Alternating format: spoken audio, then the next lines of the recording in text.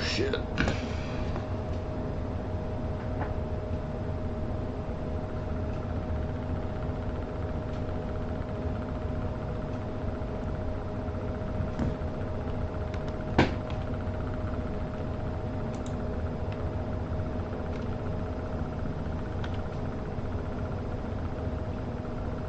I believe everything's coming through correctly, yep.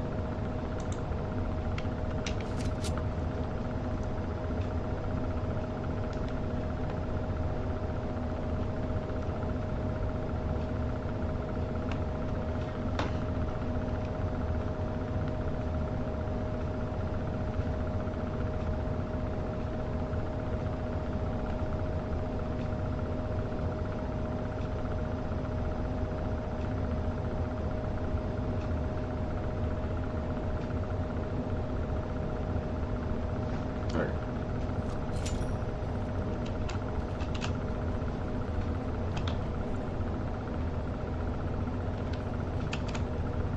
Just sell some shit.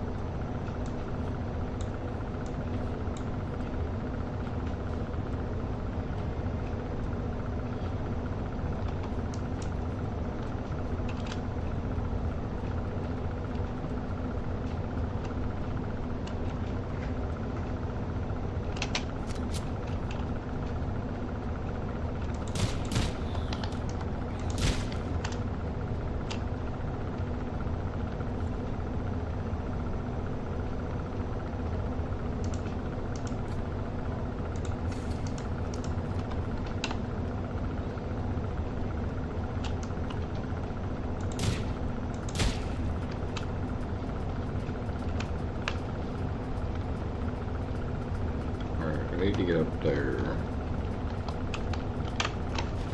Wait. I forgot I could use the water just to climb up.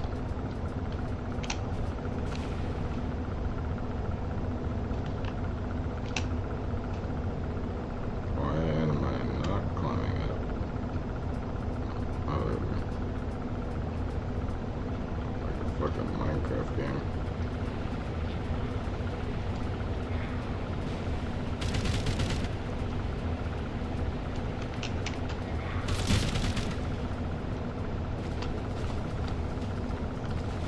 Shoot.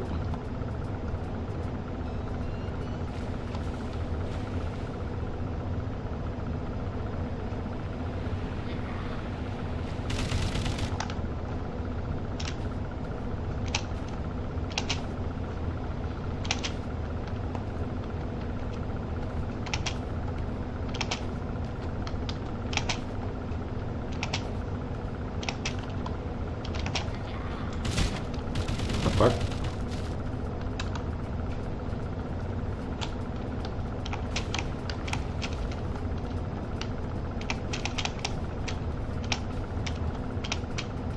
Really?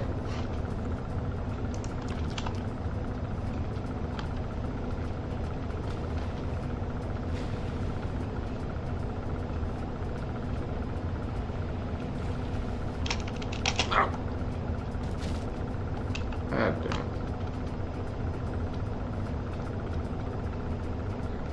it. Yo, what's up?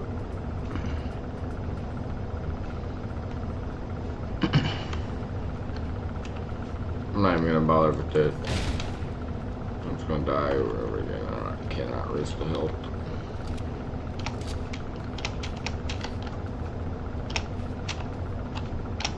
I feel like I have to have high jump to get up there and get that.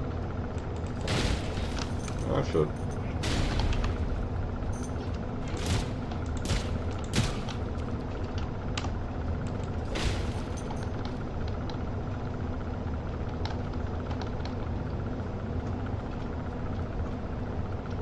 I usually get more after viewers than I get viewers during, but I'm also on Rumble at the same time.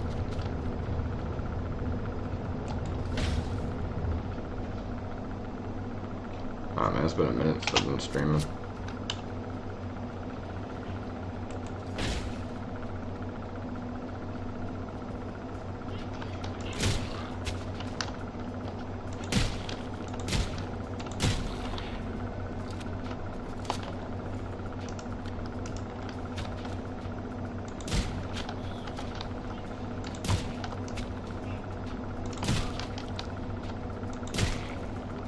fucking goblins.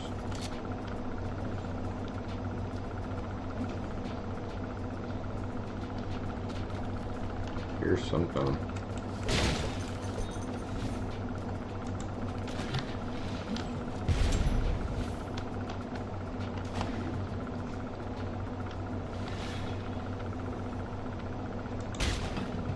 Oh, what the fuck is that?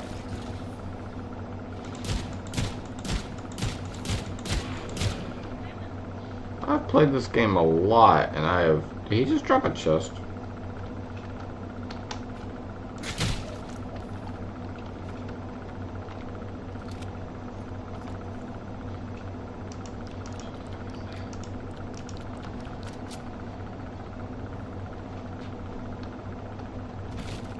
Damn it. Whatever it is, I can't get it now.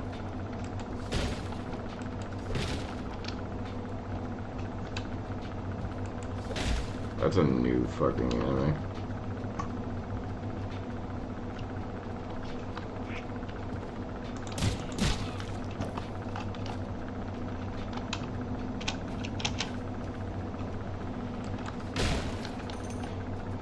French toast. Shitty items.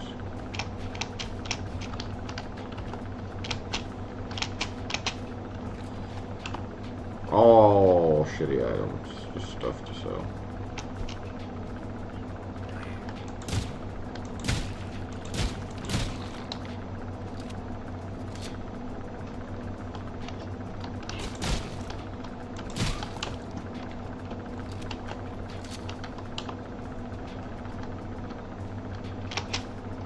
At least 5 things my channel is about.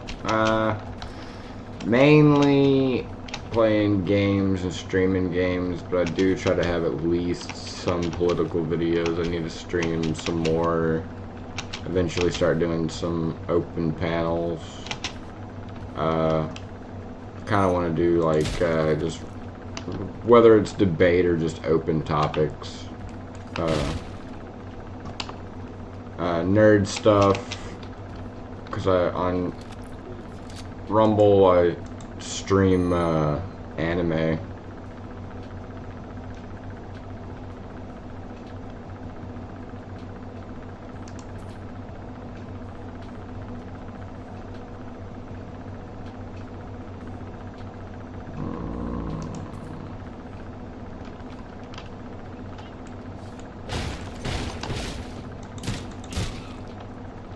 Oh yeah, the music on here is actually really good for the theme song. Luckily I make my own music, but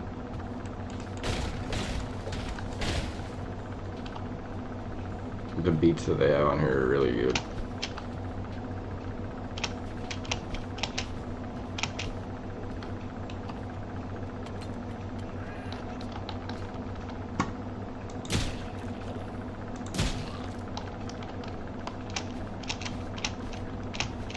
And I have dabbled. Oh. I'm almost dead because of that guy. I'm gonna make a theme song, bro. Oh, make me a theme song. Oh, I read that wrong.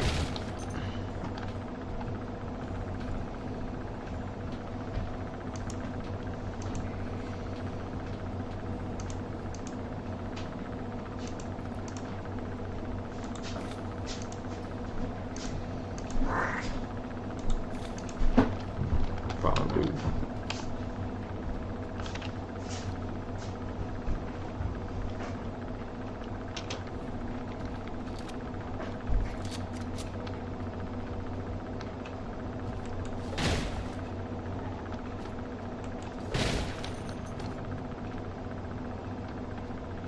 Two prompts. Gaming, debates, news.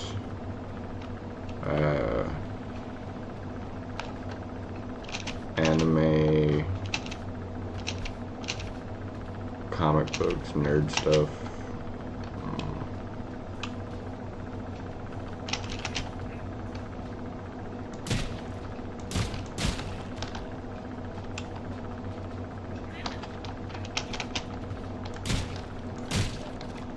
I guess I'm more of a review channel. because I'm planning on testing a lot of different games. I plan on being part of debates as well as reviewing debates.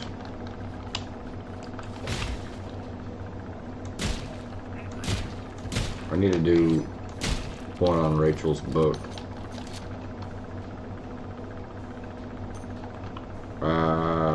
Escape from Tarkov, Daisy, and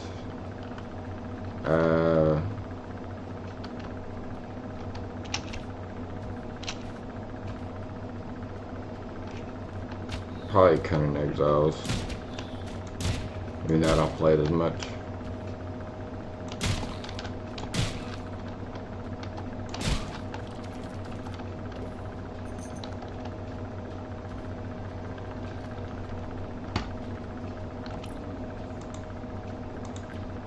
That's the second time I met the intern to share the explosive flamethrower. Chaos Strike.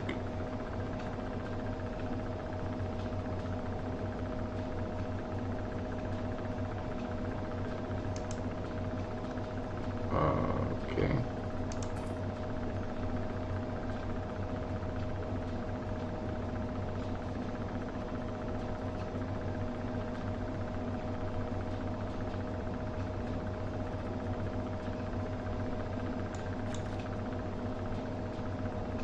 That does pistol damage increase. I'm kind of debating whether or not I want to use that. Fuck it. Political leaning. Oh, I'm a right wing. I am right wing. Used to be left wing communist, but I am right wing.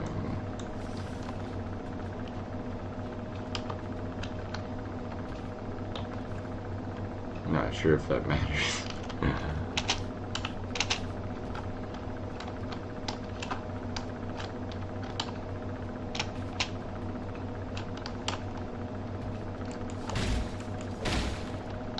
Oh my gosh, I need a grenade just to blow this fucking hole in this wall. Do you have a grenade? I'll take that. Seems like you don't have a grenade.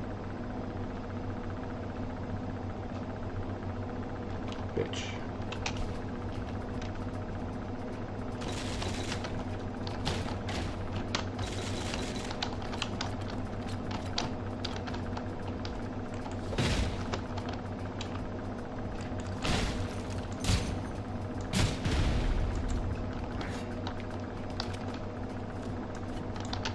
Why ain't this loaded?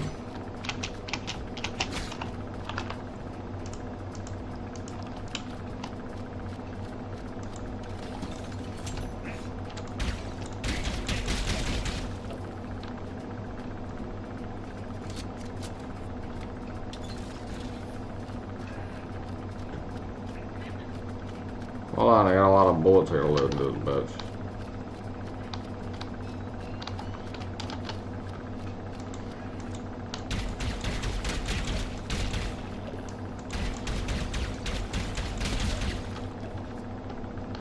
What would you say?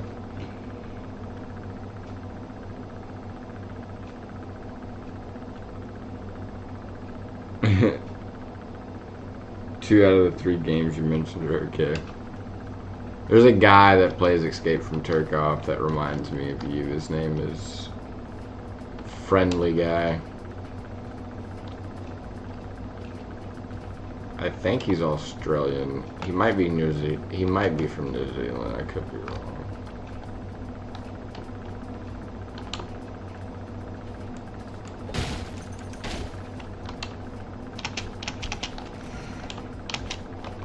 Instant defibrillator.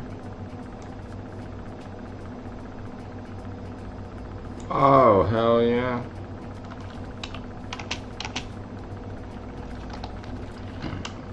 I need to find all the goodies. All the goodies.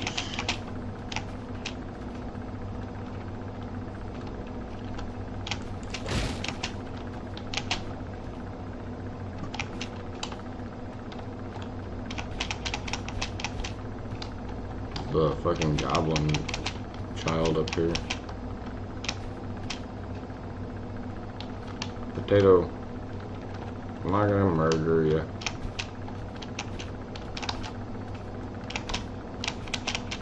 Even in video games, I have morals. It's weird.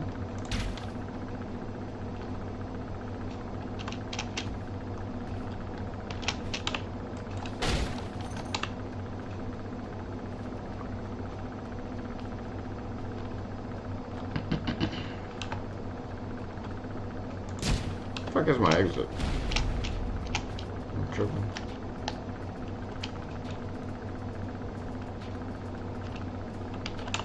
Over here.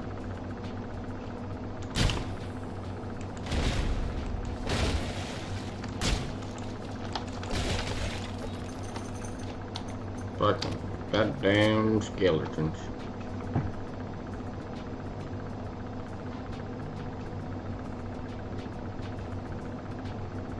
Alright, man.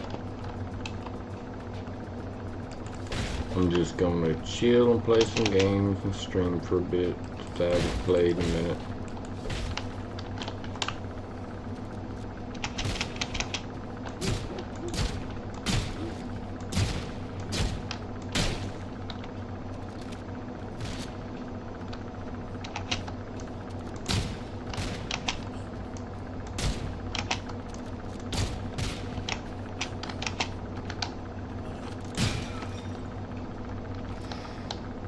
Oh, the breacher. Son of a bitch.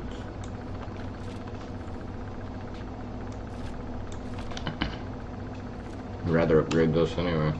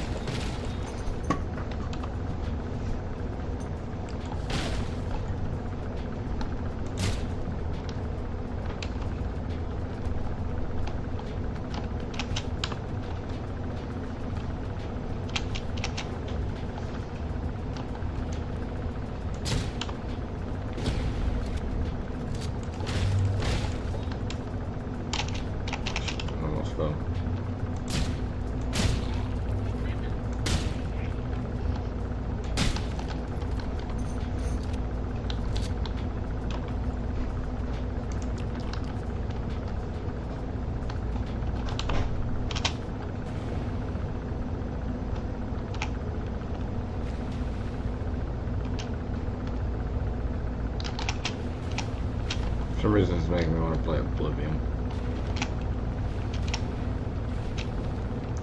I need to get a new stick of RAM just to get the remastered version to run. I'm not really worried about that though. Just thinking about starting from Morrowind.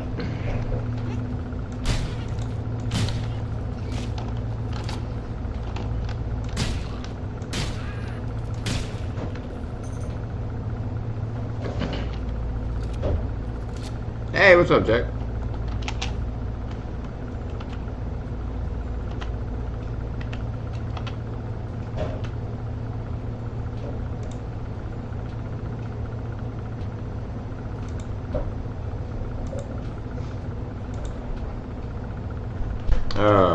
I'm in the Discord if you want to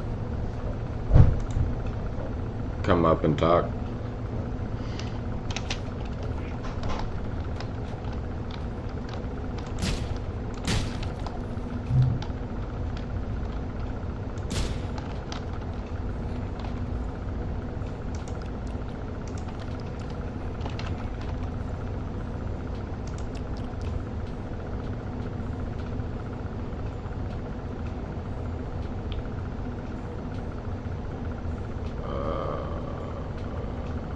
I guess I'll eat that.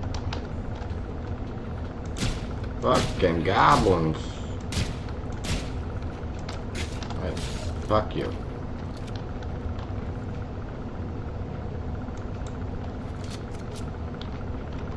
Picked up another fucking stick. I want the bread.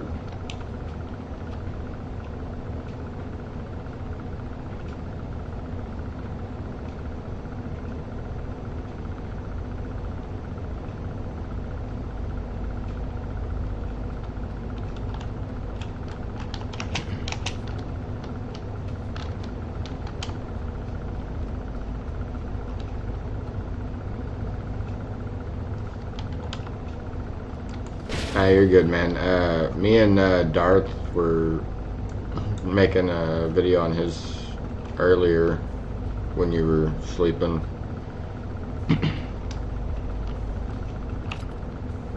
If you were up, we probably would have had a smoke session. But he went to bed probably a few hours ago.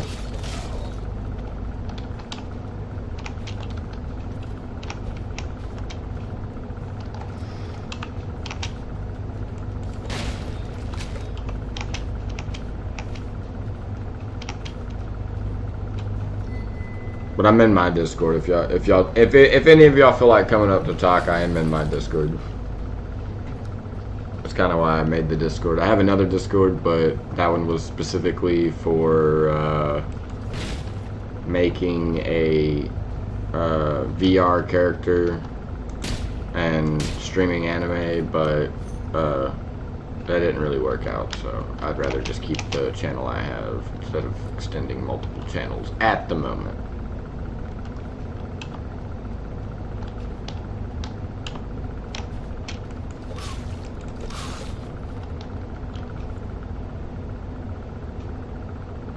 Get rid of the dog's eye.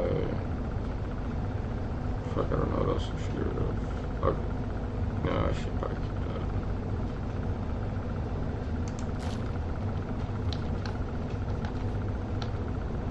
that. Oh, fried chicken's better than regular chicken.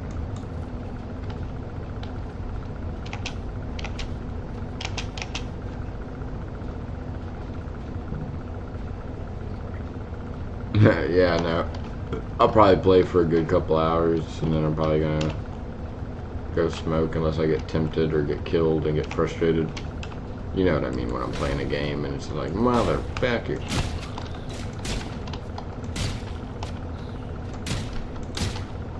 But it's good to be back to playing games. I was caught up doing a bunch of other shit.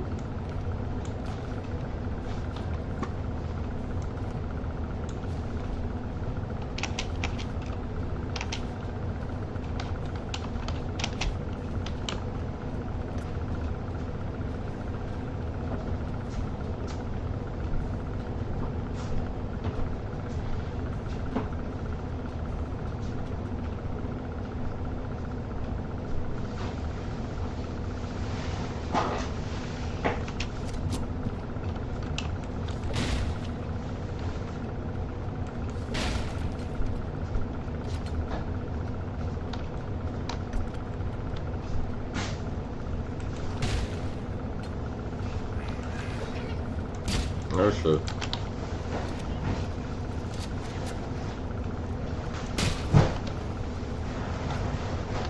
Do I even hit screen if I use one of these? Nope. You stay right there.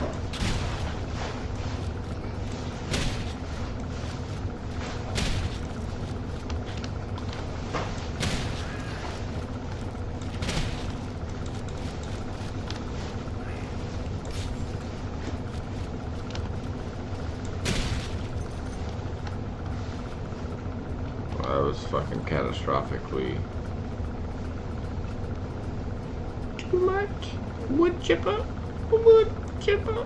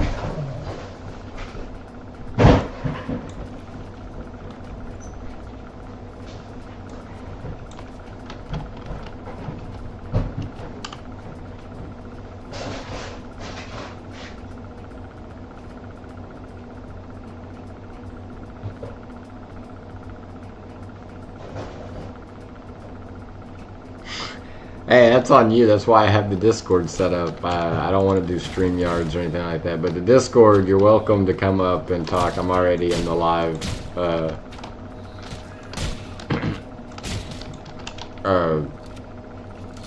voice chat. But it's on my Discord.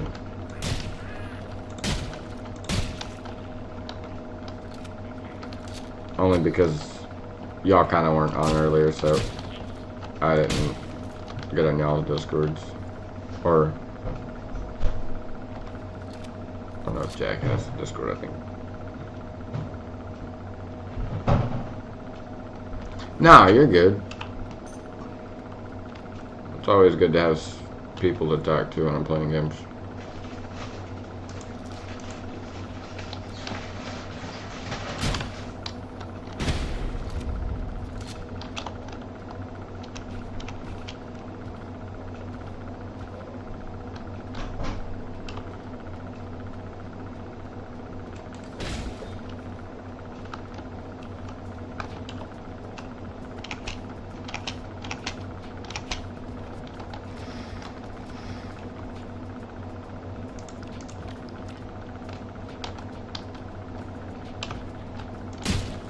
Random potions.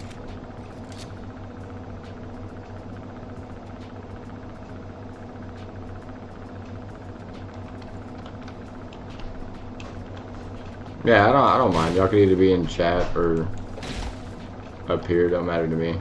I mean, it might take me a minute to look down to see the chat because I use. I forgot I have this thing.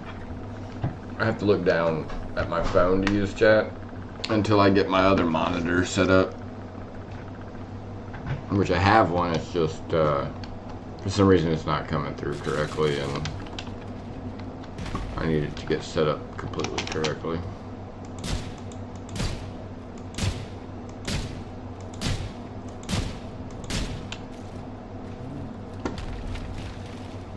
Hold on, stay still.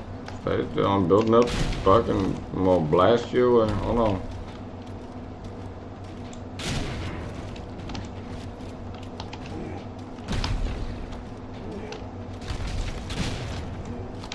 Alright, alright.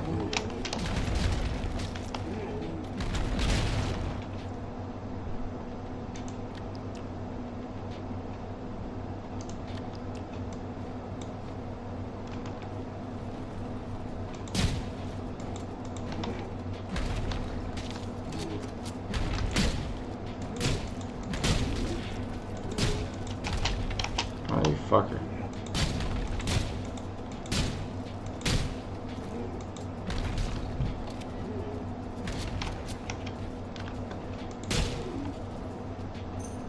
Heater up.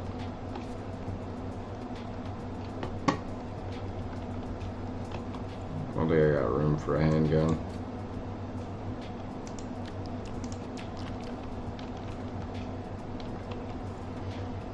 It's actually a shotgun. What was the other guy drop? Random.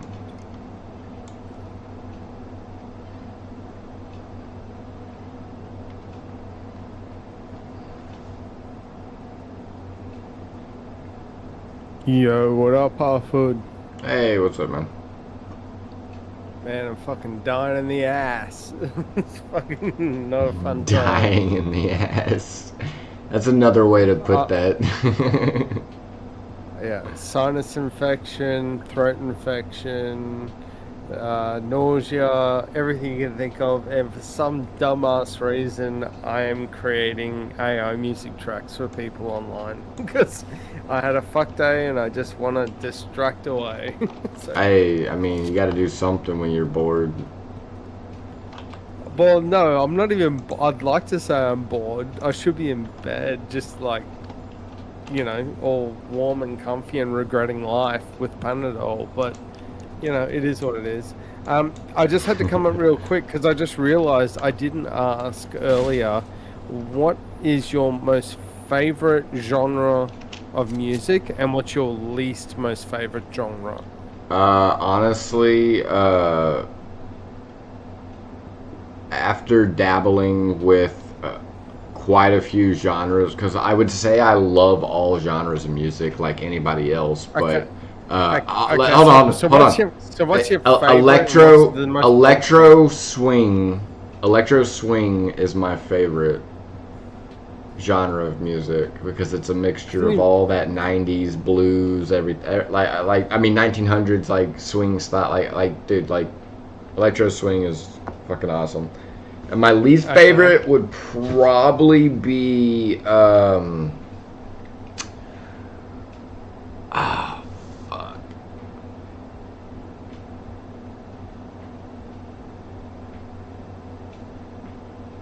It'd be like some Spice Girls bullshit or something, probably.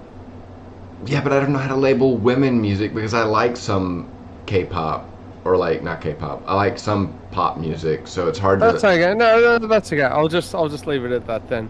I only asked for what is the best genre you like. What's your favorite versus what's the least? Because sometimes I can make a hybrid, and it makes. But I'll just go with electro swing genre. Yeah, go ahead and 90s do. blues. Yeah, go ahead and do pop as my least favorite because I guess down the ranking system. Like pop as in like Barbie girl stuff. Yeah, or yeah, whatever? yeah. Okay. All right. So I'm gonna make one that I hope you like, and one that I know you'll instantly hate and probably want to hunt me down for even creating it. So, Oh shit! Oh, is that a fucking dog? yeah. Yeah. I just like to have fun with, doing the whole AI tracks and stuff. I'm not a music creator, by the way. Anyone listening, I'm not a music creator. I'm not going to be the next Eminem. I'm totally using AI, but but it's fun, and the weird shit that comes out of it is really freaking interesting, which is why I actually started a play track on my channel. So Yeah, I've used AI for a few things, but I haven't used it for any music purposes yet because I kind of make a lot of my own beats and stuff. I'm not artistically talented in any way. I never will claim to be. It takes a lot of time. Well, it's not just that. It's like when I was in school, like when I was in high school, the subjects I was really good at: English, economics, history. The one that I was the absolute most dog shit at was art.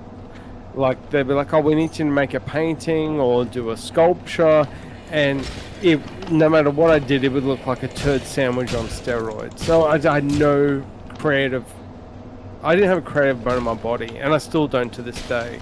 So I know I'm hijacking ChatGPT and other various platforms to make some fun tracks. We'll see how it turns out. Yeah, I think you made a couple for a few people there. I thought were pretty good. Yeah, I make them. I do them for fun. I do some stuff. So I actually had one of my best friends, IRL. I've known him for 20 years. He came up with me in the poker circuits back in the day. I was a massive gambling degen like 20 years ago, and I'm still friends with him to this day. We had his birthday last weekend, and I made him 2 birthday songs using these platforms. And it was a fucking great time playing it. I literally turned up in my car, blasting it through Bluetooth in my car stereo. It's like, what's that? And it's like, I'll just send it to you right now. And then he played it, and he enjoyed it, which was the main thing. But it's a really interesting tool to use. That's pretty funny. Yeah, I would definitely use it for some things because there are some things I really don't want to put the time and effort to make a song on, and it would be funny to make a song of said things. Yeah, and it's not as easy as like a cut and paste job either. No. And it's been no, man. I only say that because that's been some of the comments through Discord and private messages and stuff. It's like, oh, you just cut and paste shit, and it's like, well, no, I'll be like, hey, these are the prompts, these are things, because I'm not artistic, I need a little bit of, like, do the tracks, do the lyrics, and then I will go through all the lyrics, and I'll be like, no, I want to change this, I want to change that, and then it gets down to the instruction on how to like create the song, and I'm like, no, I actually think the beats per minute should be a bit faster or a bit slower. You know, I want a certain tone to this. Like, there are things you can make in the background. Now, granted, AI takes like 90% of the work out of it, not gonna lie, but it's still fun to do. And that's why I named my in my channel, and as my backdrop, it's TOV fake music productions, and the fake is emphasized because I don't want anyone to be like, oh, you think you're some like grand rapper diss tracker that can, you know, is spitting out all these rhymes, and you know what you do, you know, you think you're some dude. It's like, no, I'm openly saying I'm a fake music artist, because I don't want to disrespect the people that are legitimate music artists that can create their craft from scratch. Yeah. I wish I had that talent, I just know I don't. So I'm willing to put my hand up from the jump and be like, nah, you know, I haven't got this talent, but this is as best as I can do, baby. You know? Yeah. But I will make you a song. I'll DM it in your Discord, and you know, tell me what you think. And if you say like, hey, this is total fucking trash, and you know, you want me to change it in some way, I'm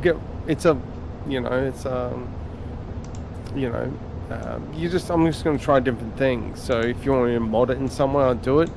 If you're happy for it and you want to put it on your channel, then it's all yours, my friend. I'll just do it for the fun. Yeah, that sounds good. Yeah. All right. I'll drop out of your Discord, but yeah, keep going. Just shoot everything that you're shooting and more. I don't even know what's this game, by the way. I don't even know what game this is. This is Sulfur. If you've ever played Doom, it's pretty much like they use the same gameplay style like Doom, where everything's like a 2D art style kind of thing, and it's pretty interesting. I like games that do that, because there's like a 3D, 2D art style to it, and it's basically a dungeon crawl. You just kind of get as far as you can, upgrade your character as far as you can. It's hard as hell, like Dark Souls, so it gets frustrating as fuck at some points.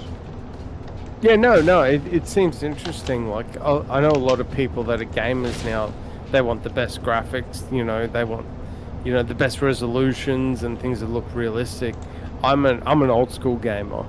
Right. You know, so if you make it more indie or, you know, more old school, I'm going to be more into that. You know, that's how my mind is with gaming. Jack, you could just come up. It's not set up for the backstage yet, because I don't have enough people.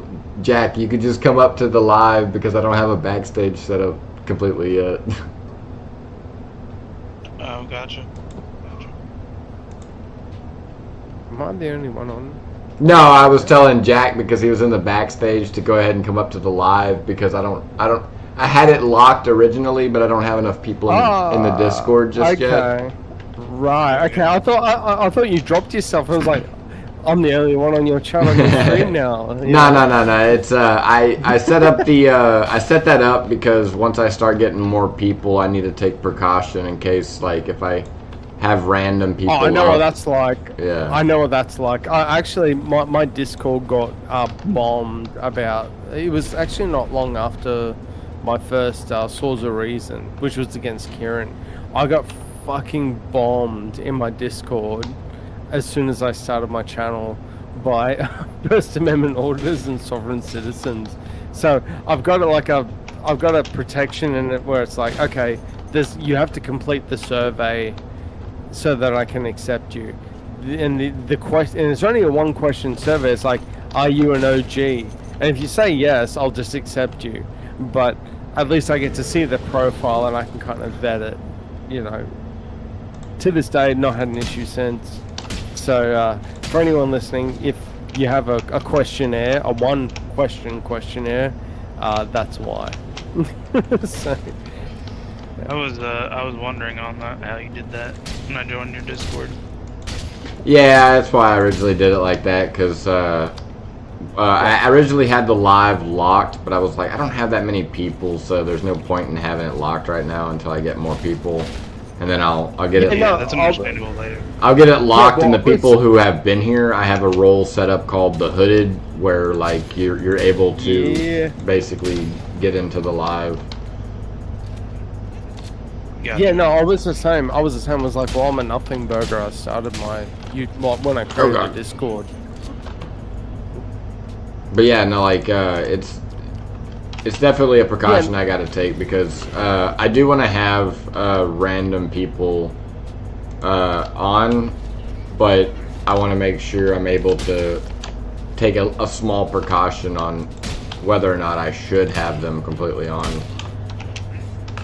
Yeah, no, and that was I was actually the same when I started my channel because I'm like, well, I started my channel in January of this year, and I saw the option there, and I'm like, well, I'm a fucking nothing burger in the internet, so why do I need this?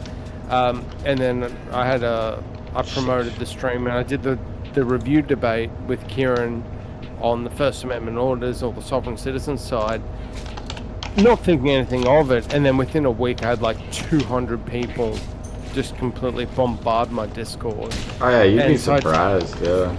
Yeah, no, it was crazy because in my mind, obviously not being in the internet space, like I've been a viewer, but I've not had a channel or done anything like that. So I was like, oh yeah, that's all sweet. And then literally 200 people, maybe a bit under, bombarded my Discord, posting all sorts of random shit. It took me like 2.5 hours to purge my Discord of all those people and all the comments because I'm like, I just don't want that shit. Like that's not the point of my channel, is to be some battleground. Well, you should be able to speak your mind. That's the thing about a lot of people. Well, like I was gonna say about First Amendment auditors. I mean, there's good First Amendment auditors and there's bad First Amendment auditors. Like anything. There's absolutely. Yeah, because I know I agree. Like Jack has appreciation for some First Amendment auditors, and I do get that, and I completely understand that. There are some I do like, but I just can't get down with the ones who. Yeah, I can't get down with the ones that antagonize people. Like, as in, like they have like. There's a certain level of like knowing that you have these specific things that you can do legally that are based around your First Amendment right, but it still makes you a dickhead because you're doing it, even though it's legal. But you're being like, there's just some things. There's a line. I agree. I actually think that there was a time, because after the Kieran debate, and between me and Jack, we've had a few messages, like, in chats, in various lives and whatnot, and I think there was one where we were talking about it in a VK. Let's talk about auditors, and I thought about it more. We didn't end up talking about it, and then I thought about it afterwards. I'm like, I actually think Jack and I are really on the same page. It's just the methodology behind it. Yeah. And I think my stance on it gets mischaracterized, where it's like, I don't, everyone thinks Vintage thinks no one should have a First Amendment right. And that's actually not my stance, but because I get so pissed off and annoyed at how the First Amendment auditors I've seen, or some of them that I've seen, act out, I'm kind of throwing the baby out with the bathwater, which is actually not my stance. But it's misinterpreted, but I understand why it is, but it's in a vacuum of a 10-second sentence, it can be perceived a whole bunch of different ways and out of context. Yeah, for sure, and that's the thing. You are very passionate about it, and I've had more time to reflect since I had a debate against Easy, and I've watched ones in the future, and the thing is, I am critical of as well, of even people that do it correctly, because it can still be done better. But that's like me hyper focusing on somebody that's already in the situation, that already has usually a person that is very aggressive with them, and I'm not even a person that likes the cop side of it. I like to actually see when the cops get highlighted and they're good cops. I'd much rather see that, because that's a reflection of the everyday life for most people, I would say. The thing that's tricky about that is you don't see that as often because people want to see the bad side of things more than the good side. It's kind of like leaving it doesn't get clicks and views. Well, no, that's not the point. That's not the point. Actually, it's more like that's just human nature. Like people even do it with reviews with restaurants. People will leave a bad review before they'll leave a good review based on. Oh, no, absolutely. But there's actually a really great example that I have, and this is a little bit of a FYI if you ever want to debate this, Jack. is there's actually a guy that is a First Amendment auditor. He's the only one I've ever come across in the entirety of the internet that does what I would consider, and what I think you would, and probably even Kieran would, based on our debate, a good First Amendment auditor. The guy's got less than 100 subs. His channels get his videos get no traction on the internet whatsoever because he goes up, he does what a First Amendment auditor should do. Hey, I want to make sure that people, the cops are doing the right thing. They're not infringing on the rights. And he goes up and is like, "Are you infringing on the rights?" No. And then he does his audit and he concludes, no, the cops are doing the right thing. But back to the earlier point, it's the internet in general, and especially social media and channels like YouTube, Rumble, Kick, etc. All of them. It's drama content. If there's no adverse interaction or there's no hostile exchange, it doesn't generate any traction. So this guy got basically zero traction to his channel. Now on top of that, the people that were doing the wrong thing and doing it just for the clicks and views review and reported bomb this channel into oblivion. So he's now fighting all this, and he's like, okay, why the hell am I doing this? This is a complete waste of my time. And this guy's actually got a life. He's got a family, he's got kids and stuff. He went in with the best of intentions and then realized, you know what, I don't need to deal with all these homeless, drug addict idiots that are trying to create their channels for clicks and views. I can just walk away from this whole thing, and if society goes to hell in a handbasket, I don't care, because at the end of the day, me and my family are still going to be safe and secure. And one of the First Amendment auditors, I give him shit because just kind of the way he's aggressive to every cop. Like he says he likes him, by the way. What's the name? Harvey Freebird. Okay, that's actually one I don't know. He's actually very. He's kind of he fluctuates. He says he doesn't hate cops, but he kind of shows up everywhere they are, no matter what they're doing, and kind of antagonizes them to test their patience and shit like that.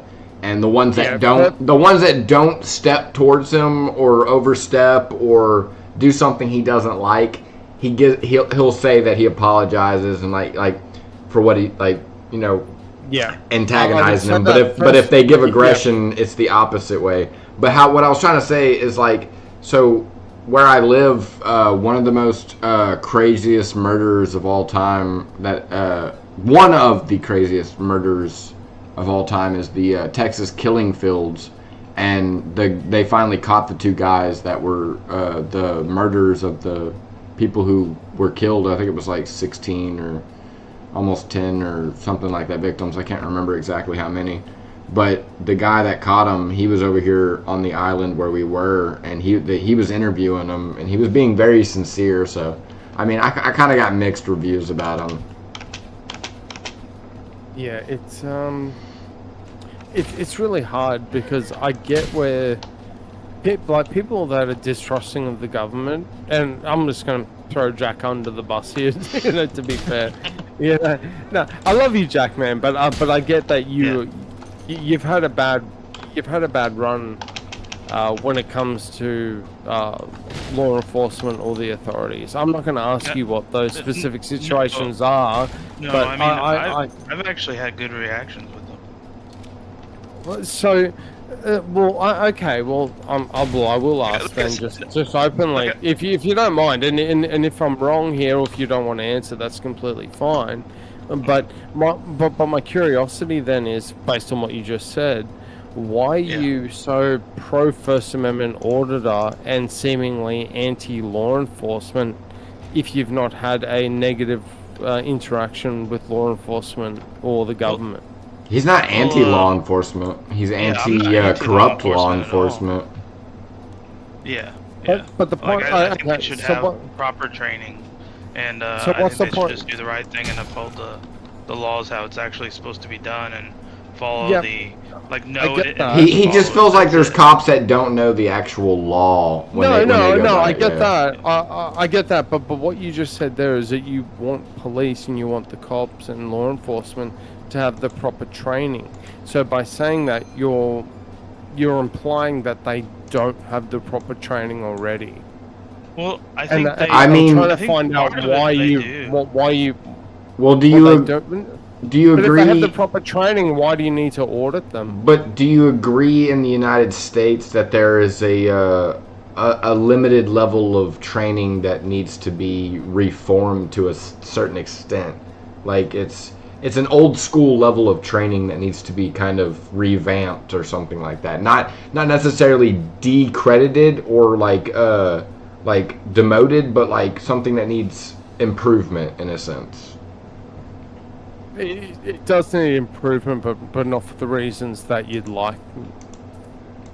I mean, that might be true, but you got to test out improvements before you can actually make it like assessments on them. Yeah. So I mean, even if people hate them, that's kind of how improvements work. Yeah. So this is where I have the I guess you could call hot take, and where I get a lot of shade from people for. But this is, I'm just going to throw it out there. This is my view, is that I actually believe law enforcement should be given much more powers. They should have much less. They should have much less scrutiny against what they do, because at the end of the day, the job of a police officer is to enforce the law. And much like when you turn up to your job, I know. I got a response for when you're done. Yeah, no, I hear you, and I know exactly what it'll be. But let's say Halfwood's security guard, Jack. I'm actually not sure what you do for a living, but whatever your job is, when you finish your shift, you want to when you go and start that shift, you kind of just have it almost guaranteed in your mind that you're going to go home alive. Now, when you deal with, if you're a police officer or just general law enforcement, that's a pretty hostile situation or hostile profession. Now, yes, they've clearly said yes, that I understand that, and I'm going to have to deal with that because they took the job. They would, if they were like, oh fuck that, I'm not, they wouldn't have taken the job. But at the same time, they have a duty and at least a passion, I would think, to some degree, the good ones, to respect the law and want to serve their community. Now, can there be people that do the wrong thing and abuse that? Absolutely. Yeah. Is it 99.9% of them? No. And the problem is that the bad First Amendment auditors and sovereign citizens, which goes into, I know that's a bit of a that's a different topic, but I still think they're intertwined to a degree. They think that 99.9% of police officers and law enforcement are evil and tyrants and need to be dealt with very aggressively in certain ways that I can't speak about because I don't want to TOS Halfwood's channel. Yeah. And I already fucked it over myself by trying to stream anime. Oh, that's right. Yeah, I should have been there to tell you that one. just edit it out. Just private it. No. That's not the problem. I'm able to stream the anime. I got the licensing, but because I did it from a third party and not using YouTube to stream it, because they have it on YouTube too, but because I used something like Hulu or a different streaming site, is why YouTube is pissed at me. And if I do it again, I'm gonna get fucking banned from fucking. Not banned, Actually, but suspended from live. I must say, I actually dodged a really crazy copyright strike because of Kieran, from Kieran, because I was on his panel and I was actually going to restream and use the part that I was in for a channel thing, and then so I had to go back to it, and then because of a copyright stuff, that video has actually been removed from YouTube, and based on the message, I think he's actually been struck, which granted I think is fucking horrendous. Hold on, let me add on to what you were saying before I forget it. So this is my take on your hot take. So. Oh, okay. Go ahead. And I'm not sure if you even would hear this coming. So think about RoboCop. Think about RoboCop. So I think the real police enforcement with guns and all that such and all the extra equipment should be more of a necessity needed when need be. And everything should just be security guards. Everything should just be security guards with no guns, kind of like the UK. I'm not saying don't implement them in places where people have guns. Send the actual police, almost like RoboCop. They're almost virtually indestructible. We make a suit that protects them. They still can get hurt, but it can protect them from losing their lives. And for implemented reasons like gun control, riot control, things where an actual cop would be needed. But if it's a domestic violence where someone has a knife, I think someone could be tased or taken down.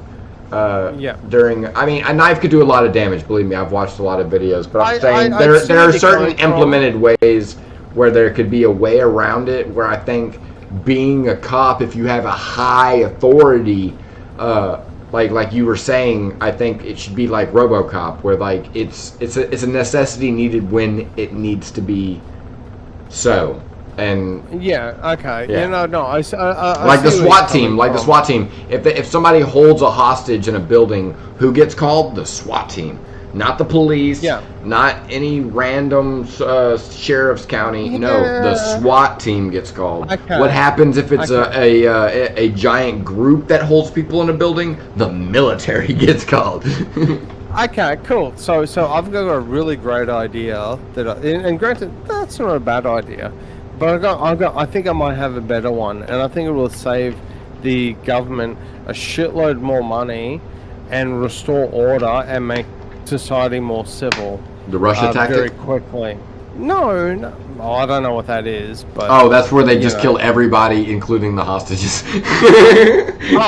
Okay, so yes. Well, that's you're about half right. So basically, if you do the wrong thing, you have a consequence. That's the base premise. Now how do we extrapolate that, or how do we, what's too harsh and what's not? Well, it obviously depends on the crime or the offense.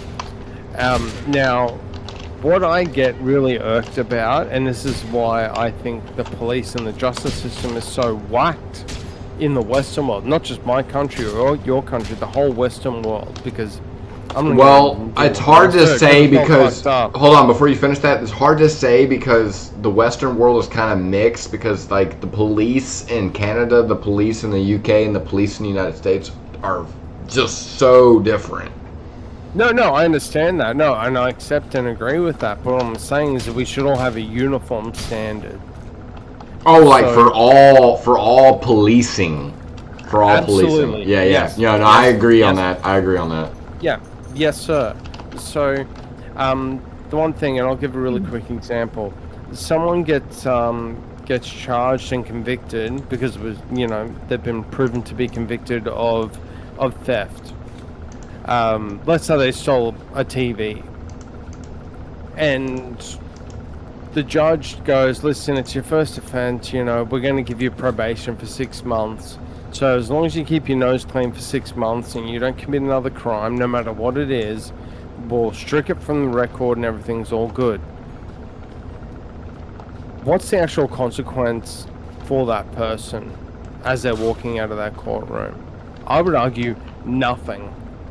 Because it's like, all right, you did the wrong thing this time, just don't do it again. And that person ultimately learns nothing because they're just a degenerate criminal. Now, that within that 6 month window, they violate their probation because they committed another crime. So they go back in front of the judge. Hey, you're on probation. You're on 6 months probation. Within 2 months, you just violated again. What are we going to do? Now, the rule should be that you impose the prison sentence or the jail sentence. Instead, what happens is, okay, we gave you 6 months to clean your nose. We're now just going to extend that out another 6 months so that now you've got another 10 months to keep your nose clean. Same criminal walks out. Again, zero consequence. So what they're learning throughout that process is, I can violate the law. Yeah, I've got to stand in front of some old idiot in a robe, and he can, you know, speak a few words to me. But ultimately, nothing happens. I can still go about my day afterwards. So Here's the vintage plan. If I was Lord Emperor of the West, if you do the crime, and the minimum, or the mandatory is 6 months jail, but I have the option for deferment, I'm going to give you 18 months instead. well, I think a year or more, like 18 months, even that's not bad. Would be pretty accurate for like thievery or something like that. But for me, so because given I'm a belligerent asshole. For me, I would literally implement the fact that if you steal something that's small categorized, you would get up to a year to serve your punishment. But if you steal something like a car, or you break into someone's house, which, you know, that causes trauma to people, I would also implement, you would have to sacrifice, if you don't own anything, that's going to increase more time of jail time, and including labor that's free that you're going to have to do regardless. Or if you own stuff like a house, or you, like, let's say you own stuff and you break the law by stealing a car or breaking into someone's house, half of your stuff now belongs to the state. They get to take it. Half of your stuff. It's not enough. It's not enough. No. That's 75% of your stuff. I don't want to make someone poor just because they committed a crime. I want them to punish. I do. Okay. So then basically so you think that if someone implements a high crime, is that okay, then maybe I'll change that. I got two implements. Either that, or if I had to have more of an aggressive authority, they're now indicted to a specific amount of years to a almost, I don't want to call it slavery, but like a forced labor type thing. No. So what I want to do is I want to make the punishment to make up for what they've done, and I want the consequence to be so fucking big and extreme that you would not dare to even try to begin. So you lose. So if you do it, not only do you get served jail time, you lose your previous life, your name, your security card, your social security card. All of your experience and credits, and all that stuff. Like, like you have to restart as a new person. You have to get that registered. You got to be. I'd actually go one further. Is that you have no hope? Hold on. Being able to restart your life. Hold on. How do you feel about your life is just done? How do you feel about that, Jack? No comment. No comment. But I can give you a logical reason as to, but I can give you a logical reason as to why I think it's a good idea. No, I'm sure you can. No, go ahead. Somewhat of it, but you know. I just kind of wanted to hear Jack's standpoint, because I know Jack has. What I wanted to mention is I never got to really respond what you said earlier about the First Amendment auditors, so I wanted to at least say something on that. And Yeah, you good? yeah, and when I think of like First Amendment auditors, I'm not looking for them to audit the police. Not all cases usually end in that, like not all videos.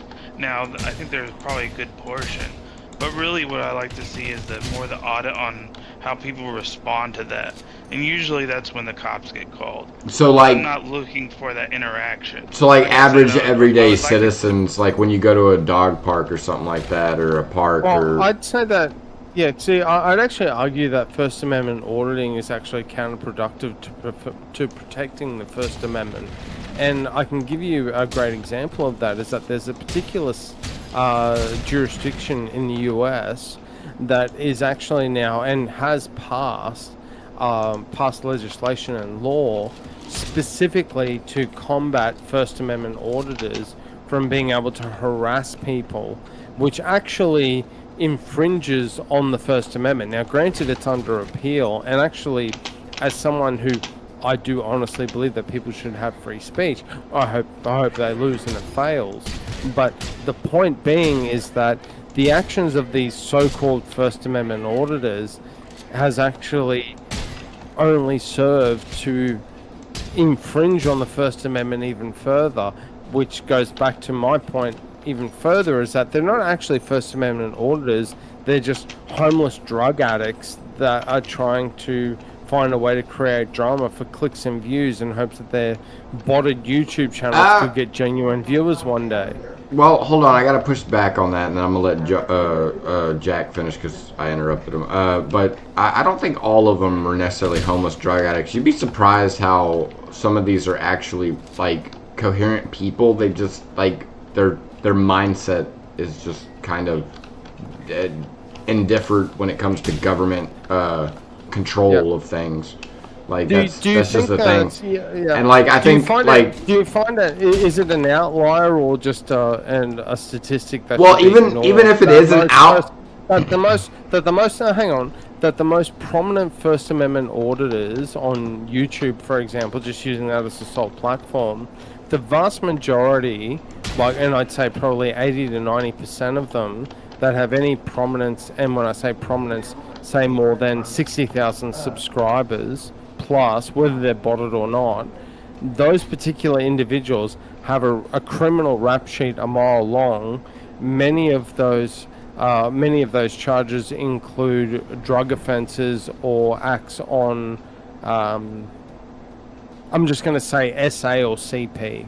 well, even if those are true, you got to take into consideration that being the category of a First Amendment auditor leads to sovereign citizen, meaning that certain mindset can categorize leading into people wanting to be that might not fully be that might be other categorizations because they don't like the government. I'm saying like it's going to bring in people that might not fully believe, like let's say like the lighter version of it, like you know, you just want to test your First Amendment audit at places. If the police come, you know, you're going to explain your First Amendment audit, but you're not going to be aggressive. Like there's those people, I feel like, that are actual First Amendment auditors. There's people who actually see what a First Amendment auditor does and abuses the power of those legal attributes that you can do as a First Amendment auditor, and that's what makes a bad rep for them in a high percentage, because most of them end up being lowlifes, which sucks, but that's it. Yeah, and that happens in a lot of things, though. But I wanted Jack to finish the rest of what he was saying. Yeah, Jack, finish off and then I'll listen. Yeah, I was just saying though that mostly that's in the videos I see. That's I see the most extreme responses by the people, and usually when I see that, sometimes it's just the people going about like chilling, not even. You know, people will get upset that they're in like a post office or whatever, but even just on the sidewalk, a lot of people don't know their own rights well enough that they're willing to violate other people's rights because of that. And they'll send the police to do that in some cases, the people that don't know, and then there's people that get physical. I don't mind people being suspicious and going up to the person and asking them, and a lot of them will usually tell them unless they're being very confrontational. Usually they have the right to not be able to say that. Do you And have then a the thing is, when you go down that line of thing, a lot of people just return attitude I see a lot of the time, and I think that's appropriate. But where I don't think it's appropriate is when you push that bounds past. So a lot of the time when cops come out, there might be, I've seen ones that know exactly what they're talking about and do it correctly, and then I see some that just aren't sure, so sometimes they go along with what other cops are doing. And then I see some that are just completely ignorant to it, and that's why I believe that better training could be done towards the whole thing. So I think when you get into that realm of things, I think that there just could be longer, like better training in situations. I think they should have the funding to do so, and I think they should get better stuff and be protected from people that are trying to harm them. So I think there's a gray area there where I believe that people should have the right to film these things, especially with like travel and all that. And as long as they're being respectful, I have no problem with that. But when they go into the extreme cases, it's, you know. Hold on, I actually wanted to ask real quick. So just quickly, what do you mean by travel? You mentioned travel there. What's... Well, like some auditors just travel and they just like literally just film life as it happens, and they get confrontation about that. Where do they travel? Just around the U.S. Yeah, they travel state to state to test so how do they First travel? Amendment. How do they travel? Yeah, no, I get that. So how do they travel? Do they drive? Yeah, I think a lot of them, Okay. drive, yeah. Okay, cool. So if they drive, At least the one that I watched drives. Cool. No. I grant that. So if they're driving, are they required to have a license? Well, I imagine so, yeah. I would think so. Okay. Are they required to... You know? Oh, yep, sure. Are they required to have their car insured then? Because you grant that they have to follow the law, correct? Yeah. Okay, so why do First Amendment auditors, when they get pulled over by the police, not have a driver's license and refuse to insure their vehicles because they don't think it's necessary? Because they're saying, I'm not driving, I'm traveling. I have not ever seen that vintage. I've seen it. I've seen it like at least 100 times. That's where they turn into sovereign citizens, though. That's my point, though. That's part of my point. Is yeah, that but I'm against that.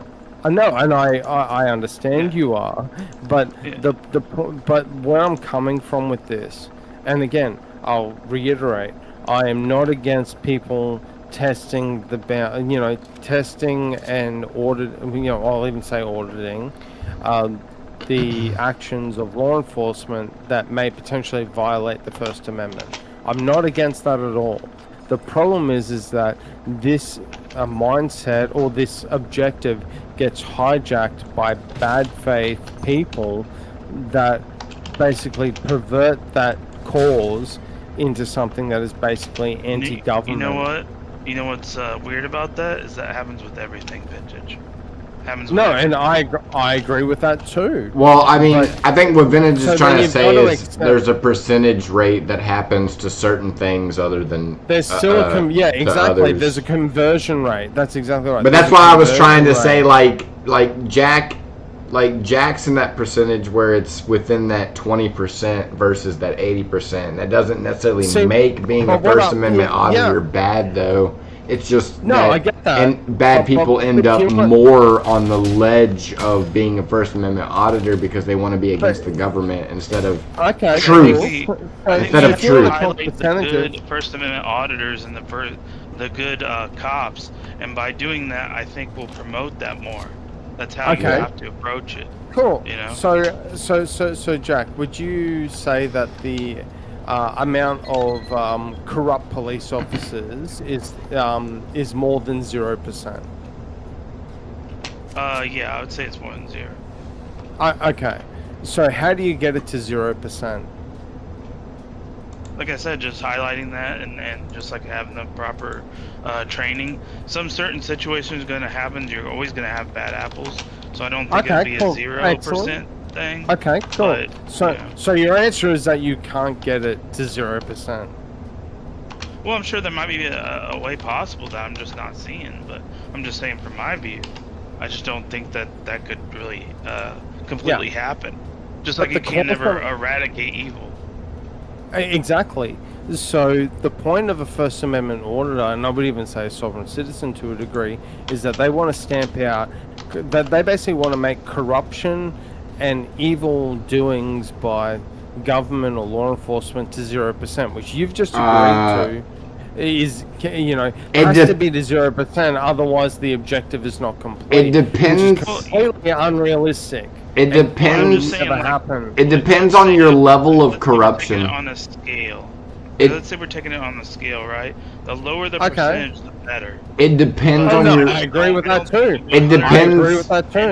It depends on your level of corruption. They have a 2% I agree with that as well. statistic. I mean, a 0.02% statistic for anyone who commits or allows murder or the highest degree of law.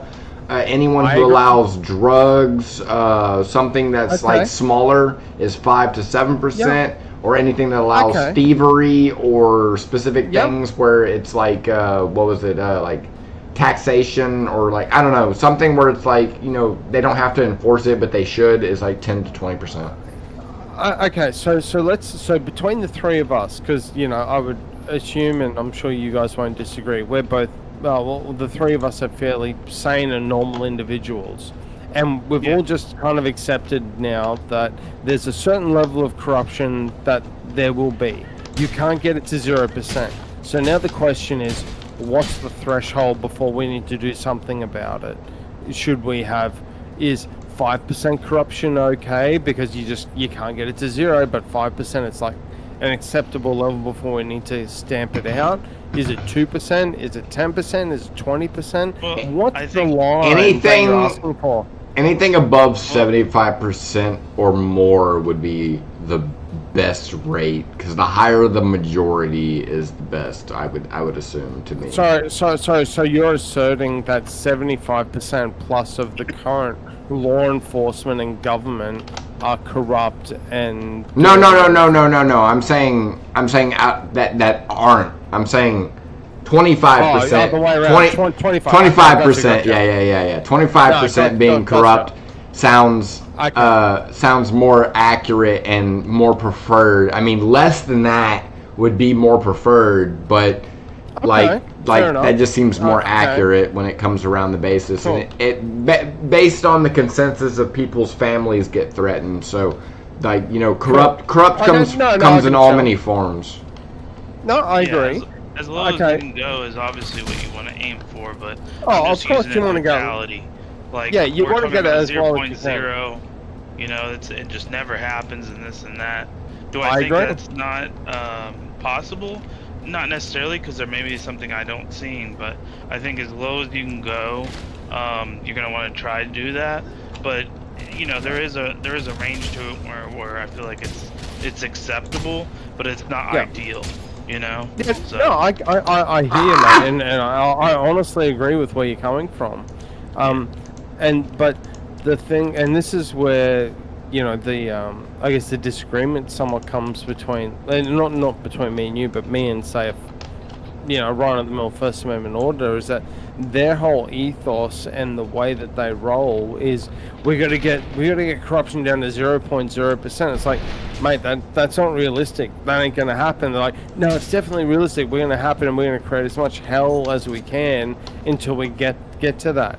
And it's like you're chasing a never-ending, unrealistic target, which it goes somewhat to the point that I would then make, is that these people don't actually want 0.0% corruption. They just want to flip the chessboard over for anarchy.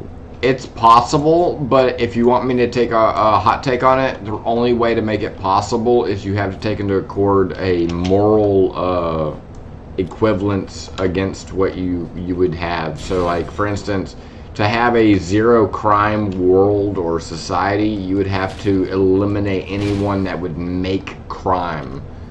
and that would be the only way to make a zero crime society. That anyone that would make any type of crime would immediately lead to death. So like any law implemented would lead to death, and if you were to disobey it, and that would make people wanted to be less disobedient because it would lead to the most unforgettable punishment, which would be death. Sure.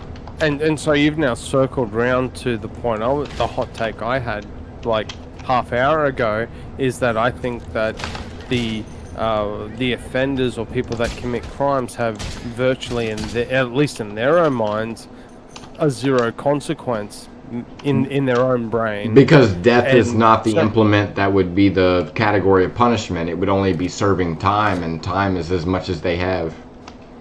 Well, it's not even just that. I mean, I don't have to go that far into it, but it's just more so you need to have some sort of incentive. Like, people need to be incentivized psychologically into doing something, whether it be a negative or a positive outcome. So, I know that, if I go for a 30-minute walk down the street and I exercise, I'm going to get healthier. That's a positive outcome. If I drink drive or assault someone, that's going to create a negative outcome. So it's all about the consequence of your actions, whether they be positive or negative. Now, the problem we've got at the moment is that people do negative actions but don't get a negative consequence. They get either in their own brain a net neutral consequence or even a positive consequence. And I'd argue the positive, because what they've learnt out of that experience is that I can just do whatever the hell I want and I can still walk free at the end of the day. What I'm suggesting, though, is, give them 20 years. Make the punishment like 10 times worse than they could imagine, up to and including unaliving. I don't care. Like, get it to a point where people don't even think that doing the wrong thing is even a remotely good idea in their brain. Now, the problem we have with that as well, though, is that it then infringes on a number of rights, human rights that we have. Well, not just human right, but moral right. Like, moral stability is what it really affects. Yeah. Because I don't believe human like, just like Andrew explains, but I also believe like human rights and moral rights don't really exist. We just allow them to exist. There are a certain level of moral rights, or I would necessarily say a code to human life that God had made, and I don't really consider it morals. It's a code. Morals is something we classify as a label. So yeah, no, I get you. I agree. It's all a matter of I think what we're getting from this, it's very much a matter of scale and where the line is drawn. Yeah. And I think the three of us have different, like, where the line is. Where I think the line is a certain place, where Jack thinks it is another place, and where you, Halfwood, think is a different place. Now, and that's what sparked this exchange and debate, which I'm actually loving, because we're all good faith here. We're not just trying to like pile on each other. You fucked up. We're all trying to come to a point of agreement of like, okay, well, how far is too far? So what I'll say is, for me, like, I'm just take my stance I've had so far. I'm on the fucking, I'm off the reservation in terms of where that line is, and Halfwood's like, I think vintage, you need to get the drugs. Let me explain. Jack's in the middle and trying to have a. I mean, Jack might be in the middle. You might have your point of view, but let me see how y'all think about this and see if y'all agree or not. And I think y'all might agree. Okay. So let's say most of society is at a peaceful state. Obeys all the 10 Commandments. Most of Christian morals. Sorry, are you making are you saying that's what it is now? Or No. This is like a hypothetical. This is a hypothetical. Oh, okay, gotcha. And the authority that presses upon people that disobey is it's a limited sum, but they have high amount of technology to suppress that against those who disobey to balance out the ecosystem. For instance, like they would have to have a high intelligence, moral code. Like they have to reach a certain bracket of things to make that that category of authorization that would basically bound people to what they need to be. Like it would even take the Constitution into accord, all the amendments, like everything. Like they would be like the ultimate guardian, basically. And it would be like training people to be that ultimate guardian, but to a specific amount. Let's say 15% of the population, but they're higher and more powerful, using like mechanized and machinery or technology systems to, implement this law into place. I think that would be the most beneficial way to implement a lawless society of zero crime and stability. I could be wrong, but I just feel like, everyone has the room to abuse power, but if you have absolutely a strong stability of moral code, I don't think power can be abused, because if your moral code is justified, that would take AI into consideration when we start making robots almost sentient. There's no moral code or rights existent among AI machinery. It doesn't exist. We can implement it, but it doesn't exist. Meaning, if it shuts off, killing us doesn't have a moral code, because it's not them. Because if we take it into consideration of our moral code, we can't kill one another because that's our kind. If we gave them the same moral code, they would be able to kill us, because their moral code is based on they couldn't kill their own kind, meaning machinery. It would be very complex to me. I think when it comes to like corruption or people doing the wrong thing, it's like I don't think it should be. I don't think your goal should be to try and eliminate it. It's to tolerate it. Now you might ask what I mean by that, and I'll give you an example. So people, when you're playing a game in life, and I'll take my industry being finance, is that you understand that, and well, actually I also worked in government too, which Jack probably hates me for, but but the one thing that I learned through my life experience, you fucking call me. Oh no, I don't work for the government anymore. I converted. But no, the thing is that I always saw, yes, there is corruption. There's people doing the wrong thing. Now, what can I do to change that as an individual? In the grand scheme of things, nothing. Now, what could I do if I could rally people behind me to topple that corruption or evil regime or the person doing the wrong thing? Very likely still nothing, but on the off chance that I did do it, it would be basically what you would consider a Pyrrhic victory. I disagree. Is that I could win, but it would come at such a cost that for me as an individual, it would still be a net loss. So what I've come to the conclusion of, in my life at least, is to realize that there are people that are going to do the wrong thing. It can never be escaped. It can never change. There's always going to be bad actors, whether it be the government, whether it be the police, or whether it be the private sector of any industry you can think of. But what you've got to do to a degree, what you can do is work the system and work the process to keep yourself, your loved ones, and anyone else you can head above water as an individual. Because as an individual, for me, I can only do so much. I'm not God Emperor of my country, let alone the world. This is what I was talking to. I can't throw that on my back. I can't throw that responsibility on my own back. This is what I was talking to Darth about before. I think y'all were asleep at the time or doing something else. like we were talking about like Yeah, theories and I was conspiracy puking in the theories sink. and basically tinfoil hat type shit. And I wish y'all were Yeah, on I because was. we were getting pretty deep into it. But like for instance, I feel like, you know, throughout all of history from the beginning of time, it all started with the Father, which would be, you know, the one true creator of all the universe and everything, including nothing. Yeah, and- I'll just but- quickly but- stop you. I'll let you go. I know it's but I'm gonna just it's gonna throw say you that off course because- a little bit, but I'm just summing this up. No, It was talking about like no, I was just gonna say that this is probably not gonna really.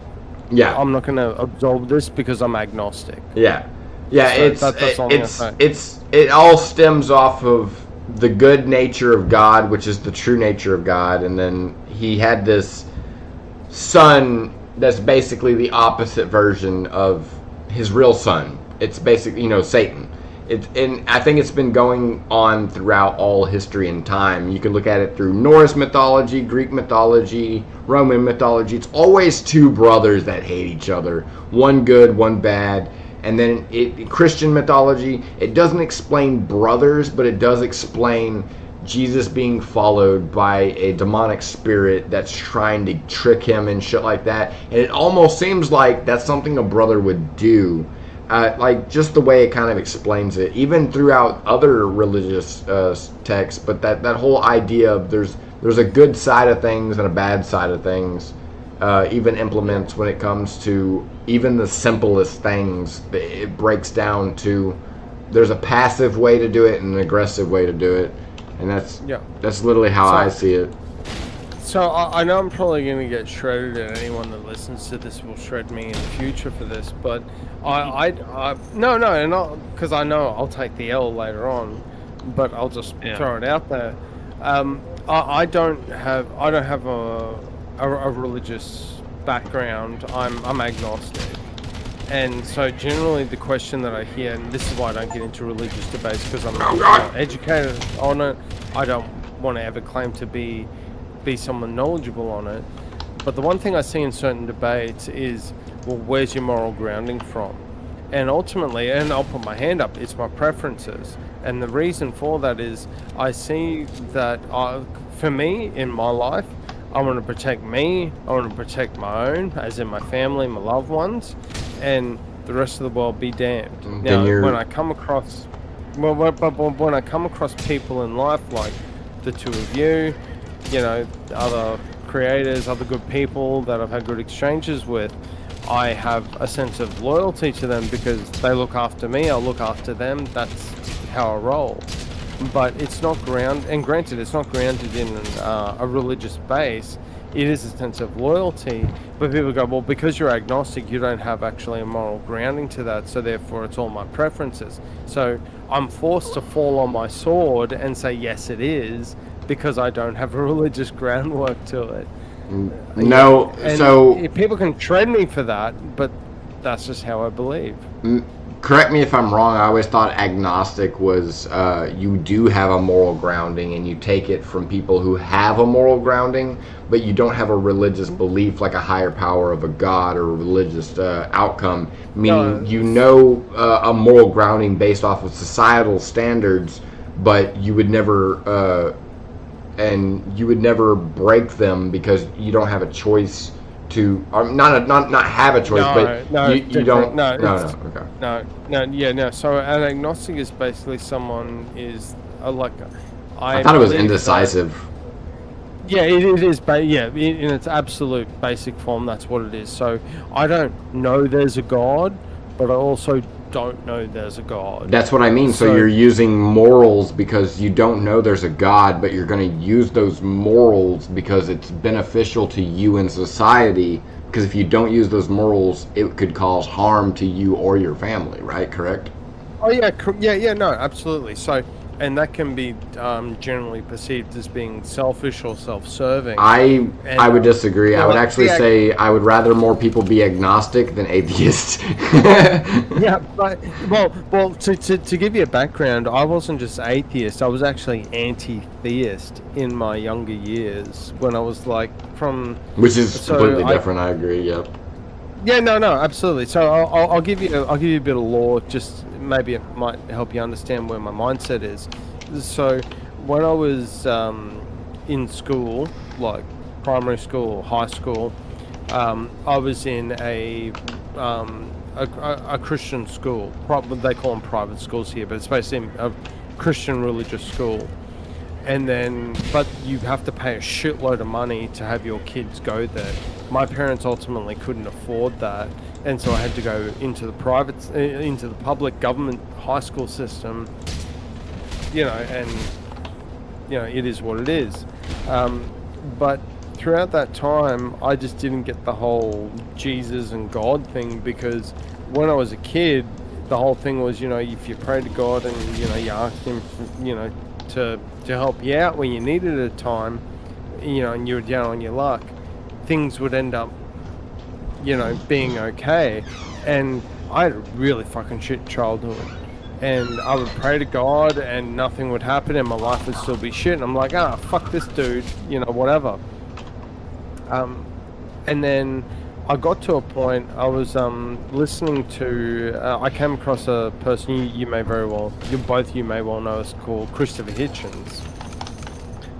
If you've ever heard of him. And he was an anti-theist. He went one step further. It wasn't like just God doesn't exist, but the whole concept of religion has actually caused a stupid amount of death and destruction across civilization, or across hundreds if not thousands of years. And I was like, that actually fucking makes sense. And then as I grew older, I just kind of realized, I kind of took a bit of a calmer perspective to it. It's like, and it came from a friend of mine. He said something really profound I still remember to this day, is that everything good that happens to you is your fault. Everything bad that happens to you is also your fault. It's kind of the concept of karma, if you want to put it as a baseline. And that's how I've lived my life. It's, for many years now, like 15 plus. So, yes, I'm not a religious person. I will still give respect to people. I'm not just like trying to do the most evil shit all the time, even though my industry at work generally, puts me in that camp. But you just want to do the right thing to help you and yours. Yeah, I completely get that. But I'm a habitual fence sitter in this dynamic. So I'm not on this side, but I'm not on that side, and therefore I am perceived to be an enemy of both. And it's like, well, no, that's actually not what I'm trying to do, but it's how I get perceived, so I have to respond accordingly. I think honestly, God doesn't really care whether or not you're religious or not, like whether you worshiped him. It's more along the lines whether you just are worshiping something incorrectly. You know what I mean? Oh, fucking hell. Yeah, and I'll be real, like when I had so Christmas this year, that just happened. I went to church.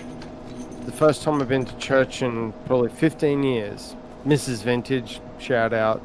She got me, because she and her family, that they are religious, and I don't hate on people or disrespect people because they're religious. And she's like, listen, I know that you don't believe, but you don't have to come to the church if you don't want to for the Christmas Mass. And I was like, no, I'll come. I want to see it. And this was around the time that I lost the Swords of Reason debate with Kieran, and then there was some other open panels about religion, and I was getting pressed on being agnostic, and it was different to what I had 10 or 15 years ago when I was like, fuck religion, because it wasn't like Bible thumping, you need to believe in this, otherwise you're evil and fuck you. It was, it's all good, Vintage, if you don't want to, if you're not keen and you don't want to get involved, or you don't want to, open yourself up, that's cool, but if you want to down the track, the door is open. It's like, okay, the door's open. Maybe I'll have a look in. So went to the church, and it was a great Sunday. It was fun. I really enjoyed it. Listened to the sermons. Am I a Christian now? No, but I'm kind of, I understand where it comes from. but I'm still a fence sitter.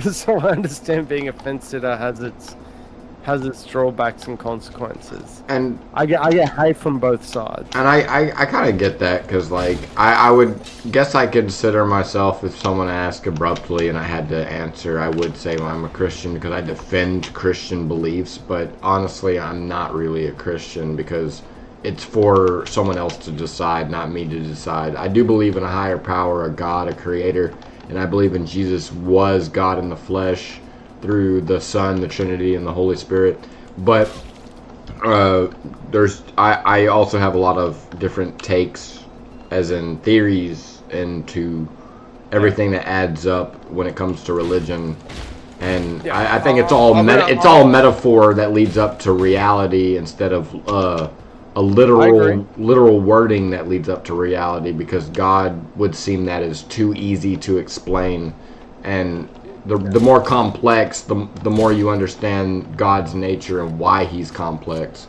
Because if it was basic, then you'd understand that God was just basic and, completely, utterly useless to your life. But in a certain sense, where it's less basic and more complex, makes it more reasonable to have faith. But I don't think everyone, like I said, I don't think God is mad if everyone has faith or not. I think it's more along the lines of, as long as you're not believing the wrong thing, like as long as you don't have faith in something that isn't true. Yeah, see, and I don't want to. I feel like one of that is going to be very offensive, even though I'm not meaning it. Well, I mean, is having a moral code code separate from religion or believing a higher power wrong? Well, like if you have a moral code. If you ask the debaters that you and I have seen, they're one and the same. You cannot have a moral code without having a religious belief or code. I disagree. And I think. Well, no, I understand that, but I think from what you said before is that I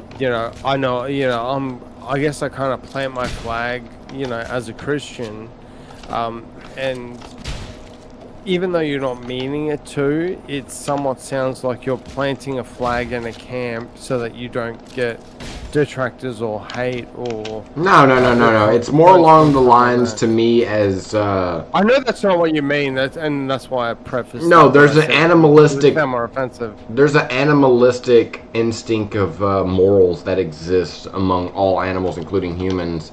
And it's the kind of morals when you're born, why don't you start eating yourself? Why don't you start eating your siblings?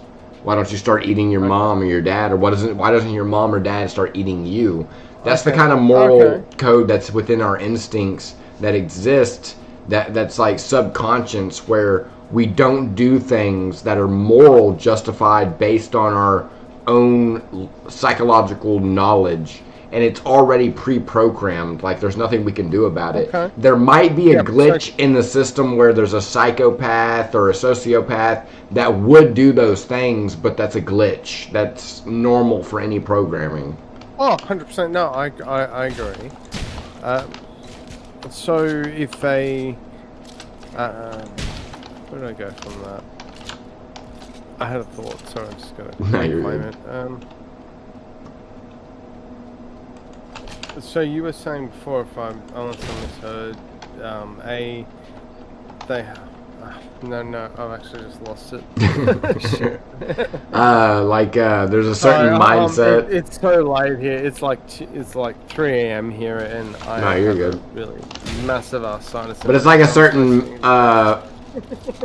mindset or instinct that allows people to specifically have a moral grounding of a certain degree, because animals have that. Like, for instance, like I could take a cat into court.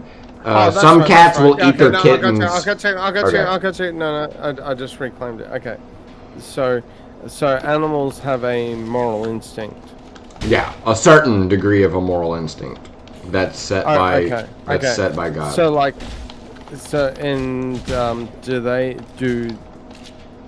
Do animals have the moral concept between life and death? Yes. Okay, so when a panther kills another panther, what's their moral grounding for that? that there was victory over loss, that it survived and the other one did not. Like it Okay. knows that there was a And, you know- victory between its life and something else's life. They're like every animal Okay. has an I instinct agree. subconsciously I that knows agree. that. Yeah, I agree. So was there a religious moral code within that scenario at any point that determined that, or swayed the, swayed the actions? There a religious moral code? No, Yeah. you see, you realize that religious is it's a human concept. Like animals don't have a religious code of anything. The moral code Why that they not? have. Why not? Why?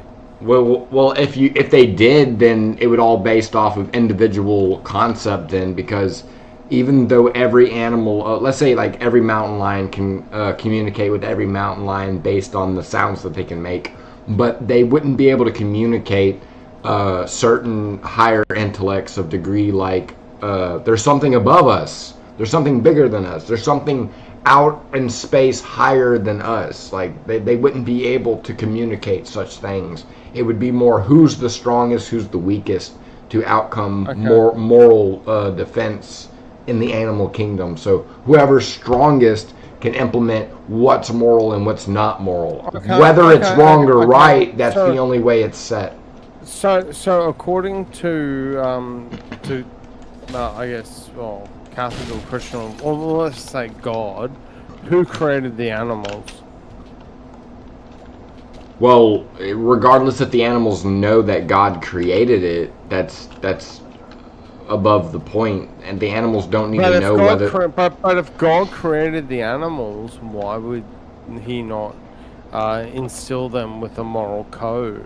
No, he would still instill them with a moral code so they don't eat themselves when they're born, or eat their siblings, or eat their family. But they do. No, they do, but you realize that the moral code that an animal has, like a cat or a dog, when it eats its younging, is because of lack of food or hunger to be able to survive longer, to produce milk for the majority to survive. That's basically how an animal perceives it. So under that same theory, then, if let's say, I couldn't feed myself, I was struggling to feed myself because I'm really fucking hungry, I could just like kill you and No, it's more of on the barbecue. Hold on, I got a better analogy. It'd be more of the you're a woman, you have 2 boobs, you have 3 children, they're all twins. You have to eat one of the children to allow yourself to have the strength to escape the cave. To escape the cave and allow 2 children to survive or die with all of your children. Honestly, my moral code is I would rather die with all of my children. The animalistic moral code in you would be to eat one of your children to let the 2 survive. It is bad in some cases based on God's preferences, but the moral code built into you is going to make you want to survive with a certain degree of your kids. Like so you should kill your own in order to survive. It's hard to explain. Like it's not saying you should do it. It's saying in a predicament where you could save the lesser and yourself, you should. I mean, you couldn't sacrifice yourself for your kids to get out, because if you kill yourself and your kids eat them and they can't get out, even though it feeds them, like that wouldn't be much of a Okay, so under the moral grounding of God, or we'll just use Christianity, what's the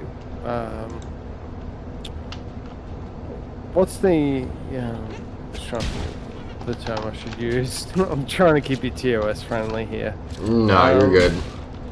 No, I don't want to corrupt your channel. What's the...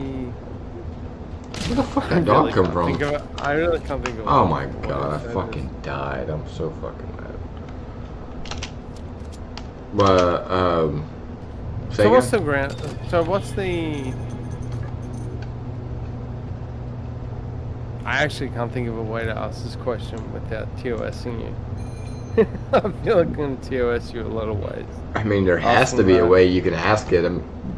I've read No, TOS. no, There's no, only not so much like- you can do to fucking Yeah, not break the yeah, bounds. not, yeah. It's an extreme take. I'm gonna have to fall on my sword on that one, just for the sake of not disrespecting the channel. All right. That's fair enough. That's fair enough. Yeah, I don't like. I like to win a fight when I can, but you know, when there's good people and a good channel, I just no, sorry, not gonna do it. I got friends I play games with, and they'll drop the N word and forget that I'm streaming. Oh, that's why I've actually got. If I'm okay tomorrow, I want to do. I've got to, because I do my TGIF stream. It's like a bit less than 24 hours from now, habitually. But it's going to be my first gaming stream that I've done. Oh, nice. Yeah, it took a bit because my rig is so fucking old, so I can't.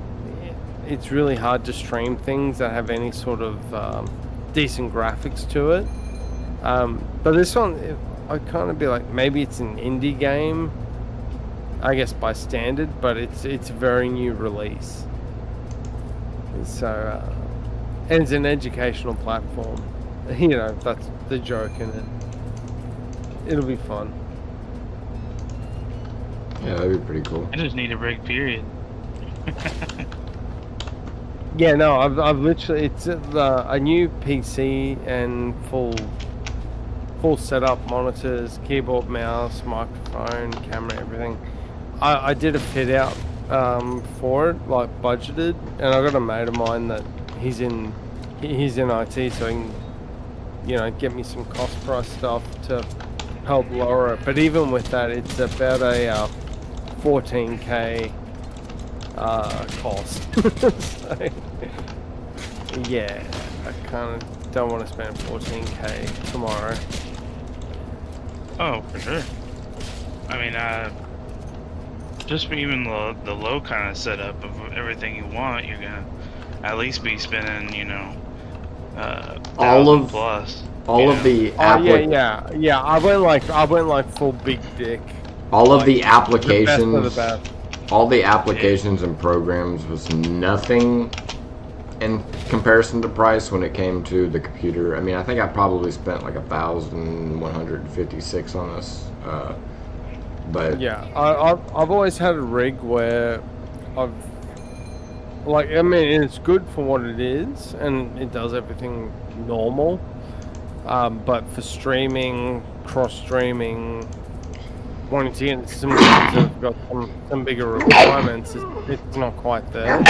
fuck. I've always been Yeah. I've always been the, you know, I don't spend a lot of money on stuff, and I've got a couple of mates that they're big techies, so I always get kind of the hand-me-downs, and I'll just like buy their old stuff, put it into the rig, and it's like, you know, I haven't really created a new PC from scratch in probably like 8 years, so okay, I'm gonna, you know, start it up.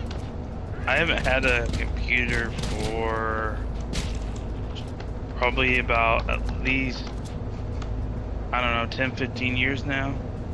Somewhere around there. You don't own a computer at all. No, he has Yeah, Xbox. Not unfortunately. Yeah. even like a laptop or nothing? No. I have two phones, two TVs, an Xbox, Right. the newest Xbox, the PS4, a Switch. I still have my Game Boy Color, my Game Boy Advance. Bro, you need After to start, after like, the Switch like, get 2, a I'm not sure if PayPal. the Switch would be worth it. Got a Wii. Get a PayPal and start shilling for, you know, for the Jacker Blades PC rig, brother. Come on. No, 10k gold. 10 grand You just gold. need- 10 grand. You just need If I create a YouTube channel, I figure out a name and everything, I'd be willing to upload the things. You don't that need to I've figure done out. and- You don't need to figure out a name. You're Jack of Blades. That's the name. No, I can't do this because it's attached to Fable. Oh, I know. I knew that. By the way, Yeah. I knew that. He basically wanted something of his own degree. That's your identity now. Yeah. That's your identity. You are the Jack of Blades. I don't know how good of a name that would be though. You know what I mean? Well, it was good enough to be in a video game. Well, yeah, but that came out. Well, yeah, that came out before I made the name. I mean, that's all good. I mean, Mate, I got my username and handle from a shirt that I randomly bought like 10 years ago. my username's from a BMX group Like that I used to be a part of. And the reason I Mine's a little used bit more it. popular than your guys. You know? No, but the reason I used it is because I had this shirt. I got this T-shirt.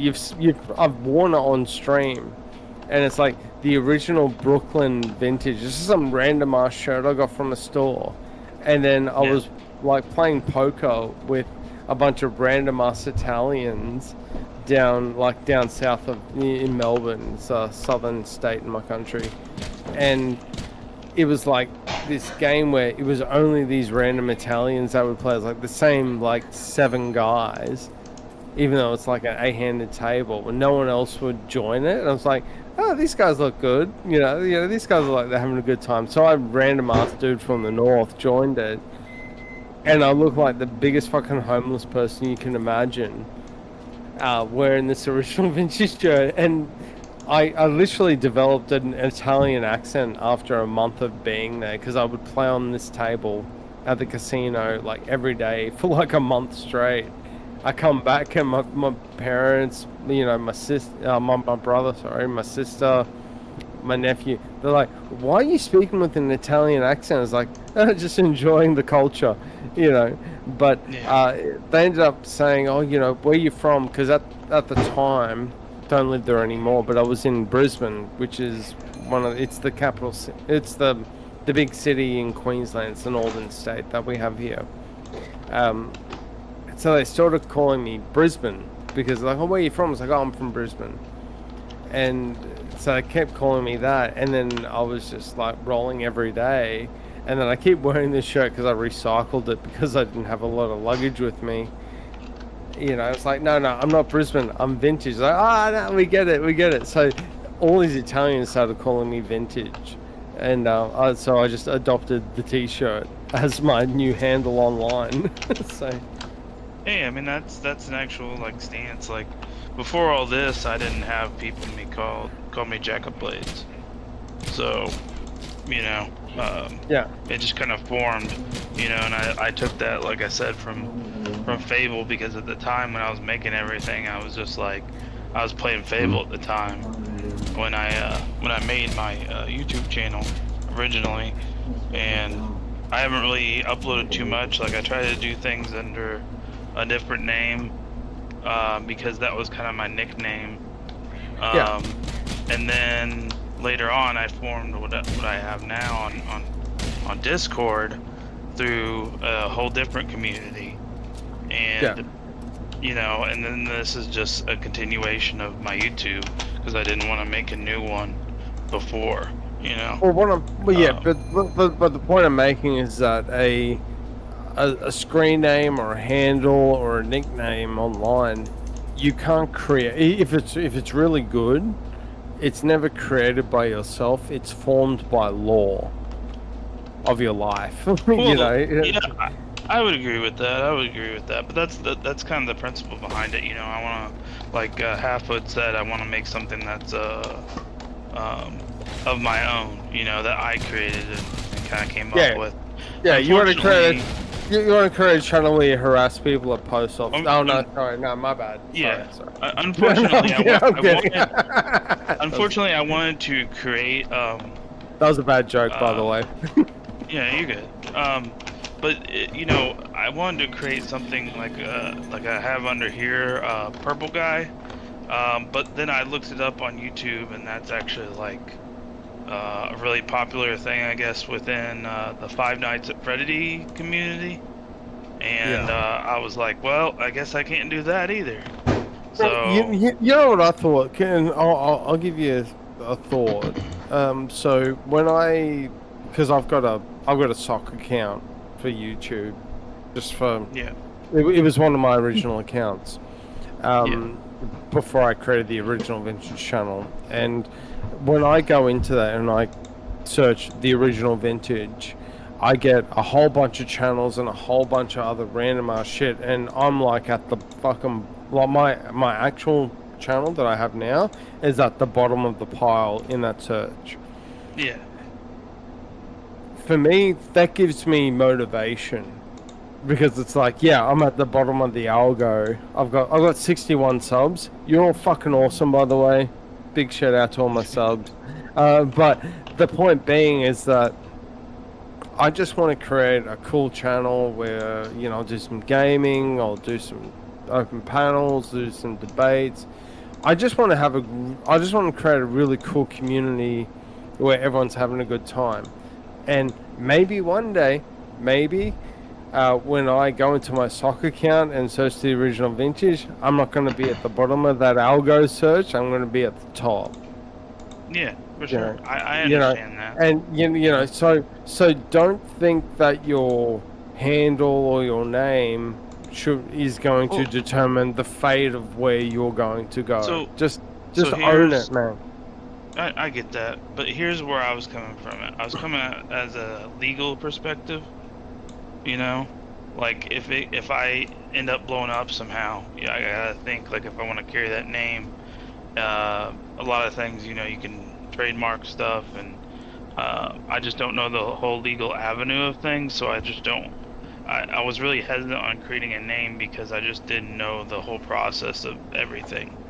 And I think that's like a mistake on my end if I create something and then I have to essentially like, scrap it after all that work. You know? Yeah. I would argue you're thinking too far into it. I feel like Vintage had a different perspective of it. For me, it's more like something you had a lot of time, experience, and something you put yourself towards could build that name. Like a nickname you've had your whole life, or something you do that you've done your whole life, something you've experienced. 100%. Like, see, it's the your problem with- identity.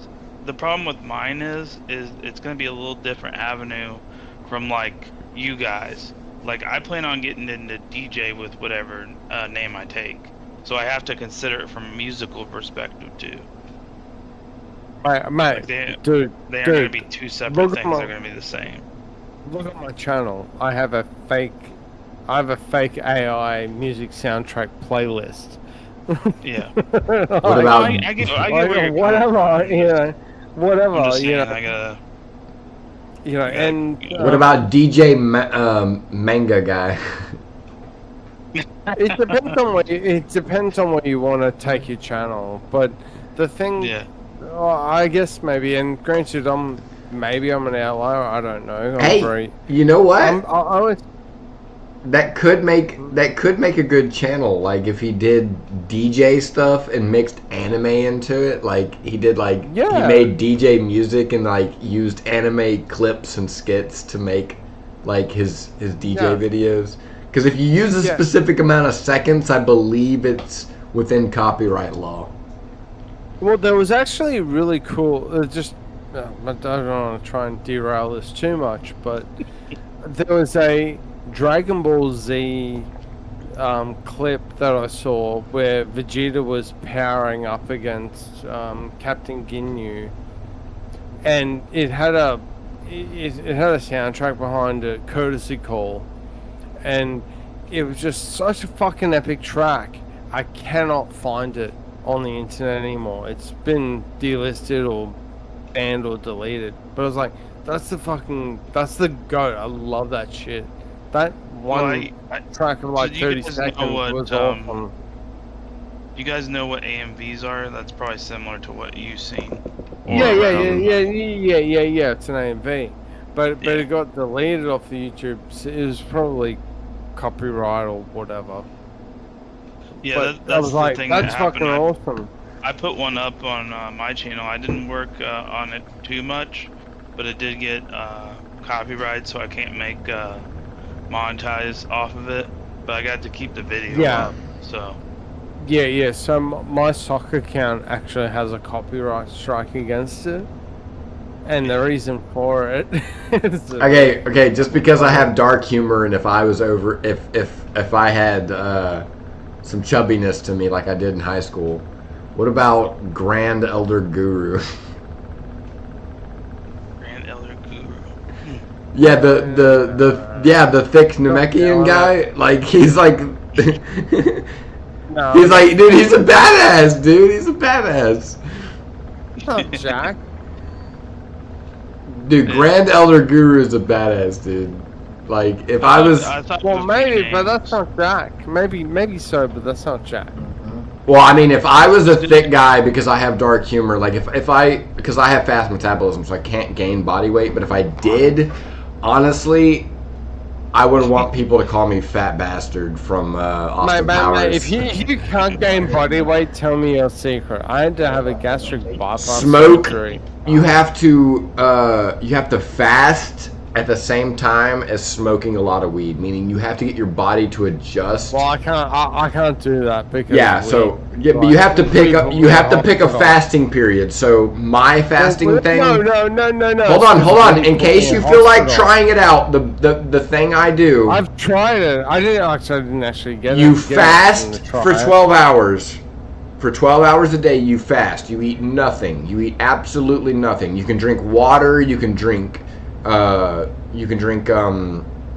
Tea. You can drink coffee. You can't drink sodas. You can drink. You can do all that within 12 hours. Yeah. But So within the other 12 hours, you can eat stop with. and drink and have weight. Yeah, but the other 12 hours, you can eat whatever the fuck you want. You can eat as much as you want, whatever you want, but the other 12 hours of the day, you can't eat nothing. You can't do nothing. You have to fast. That's basically how I do. And during that time, I smoke because smoking marijuana increases your hunger rate, meaning your body metabolizes more, so it adjusts your body. Those Doritos. Yeah, so it adjusts your body into a forced metabolized state, and then that's how you build up a fast metabolism. It takes time. It takes a lot of time. Remember, I've been doing this since I was 13 years old. Yeah, so I'm definitely not gonna consider any of that medical advice, to be fair. Yeah, no, because I actually had a weight loss surgery. Give me a sec. I'll just try to find. Well, when I was in high school, I was chunky in high school. Like I was a thick boy. Oh, mate, you want to talk chunky, man? Let's go there. If you really want to go there, I will go there. I think I was 235 pounds, and I managed to lose weight because I got out of Okay, I was eating food and sports and So let's whip the dick out. I was 440 pounds at one stage. Well, no, I'm not. Really I was saying high school. I'm not trying to compare dick size about weight gain. Because I mean, I know you don't want it now. Unless I said that. I was about to say because I know there's damn well people that have gained and it, like can probably outbeat me with that. Hold on, I gotta take a piss. Hold on, I gotta take a piss real quick. No, you're right. I just found the picture. I'll put it in the Discord for you, man. I put this on my stream before. So if he puts it up, basically the left was me at 200 kilos or 440 pounds. Off to the right was 108 kilos, which is that's not a round figure. So that's going to be hard for me to talk about right now because I am fucking delirious from this fucking sinus infection. Mate, I'm so drugged up right now on medication. He doesn't know where he's at. No. Okay. So I went from 440 to 237. Pretty good. Yeah. over 100 pounds. But honestly, I don't really have a Yeah. thing against thickness because 70% of the women I've dated were fairly thick. Because honestly, I prefer someone. I think thickness is more healthier than skinniness. To be honest, like I have meat on my bones, and I'm not fairly like super anorexic skinny, but like there's a certain degree. I would rather someone be thick than super skinny. I just feel like being super skinny is a certain level of malnutrition that can affect you in a long, way worse than having the nutrition. I don't know. That's me though.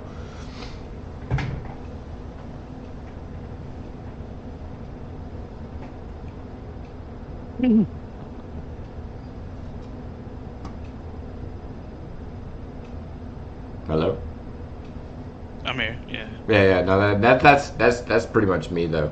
Like, if I could gain weight, I would like to because I can turn more weight into muscle. So there's no negative factor to being able to gain Go to weight. McDonald's, mate. Go to McDonald's or Burger King, problem solved. Wait, what? I said go to McDonald's or Burger King. No. Whoa. No. Processed food does not help you gain weight. Actually, it allows you. I'm giving you shit. I'm just. I was about to say that will make your body process the factors of thinking that you need to eat more. I know. I'm just messing with you. What will help you gain weight is anything that has higher fat content compared to lean content. That'll make you gain weight. But I mean, I guess it kind of depends though. Like, I think it depends on like your biology, your diet, and kind of how your body kind of conforms to things. Cause like, yeah, check your DMs in Discord. who, me? Yeah. Yeah, he sent the picture to you of how he looked like. Would you call me an N-word? Look in there. There's a present for you. No. Link doesn't work. That's for some in like reason. that's like a 18-month period. Hold on. Re-examination was trying to get into. The re-examination loses a lot of weight as well. I was wondering why it didn't work. Oh, it's because the one I posted a while back was fucking. Yeah. Right. Yeah, I forgot Discord does that shit. But nah, man, like I just feel like even kings had a certain diameter about, like, you know, being able to eat is healthier than not being able to eat, and that's just how I see it. I mean,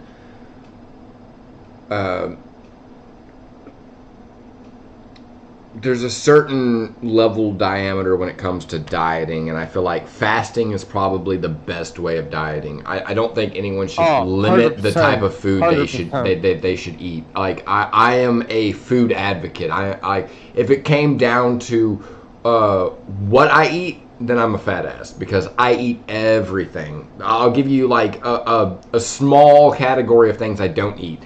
Anchovies, sardines, and I won't eat a spoonful of horseradish by itself because who the fuck would?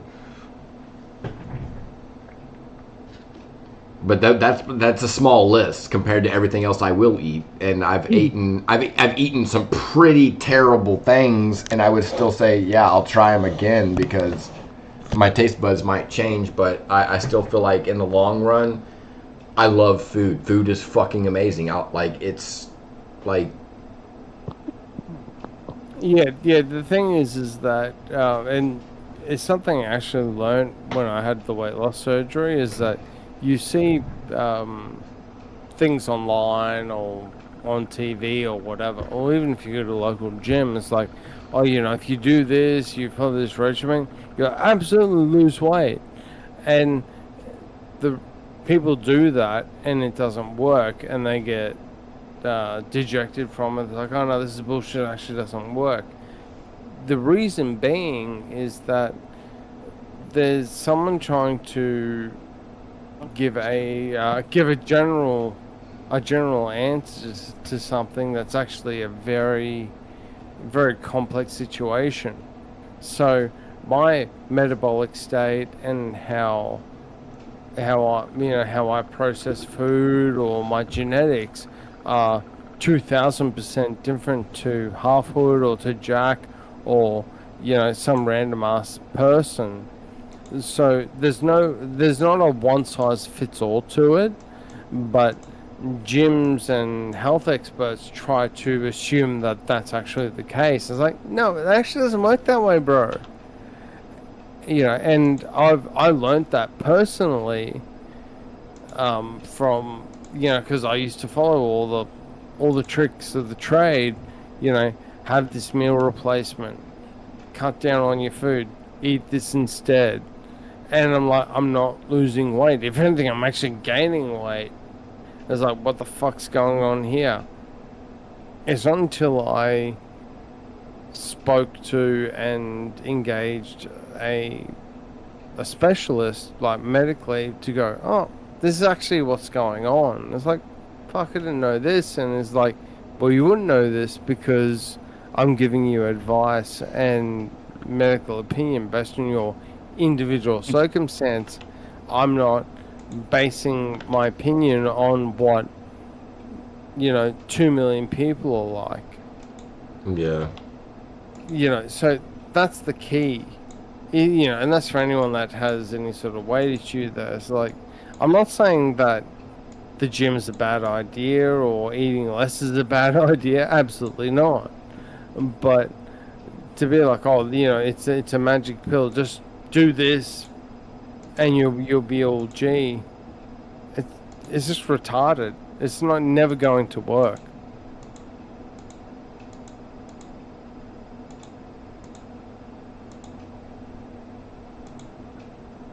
But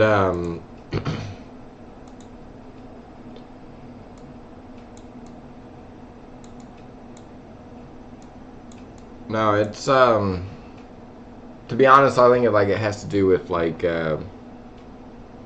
implemented exercise and a specific diet of your category, whether it's eating something or limiting yourself about eating in a specific time in the day. I prefer the time of the day one because I don't like eliminating something I could possibly be eating. Like, I could never be a Muslim, I could never be Jewish, I could never eat kosher, I could never eat pork products.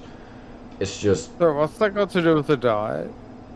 Well, those are specific diets that are, like, those are restrictions that I couldn't do. Like, even certain people doing gluten diets or keto diets. So you just kind of went to, like, a religious stance. Well, it doesn't matter regardless of religious stance. That's still, like, reserving yourself. If you want to talk about intolerances, I'm actually gluten and dairy intolerant. Oh, okay.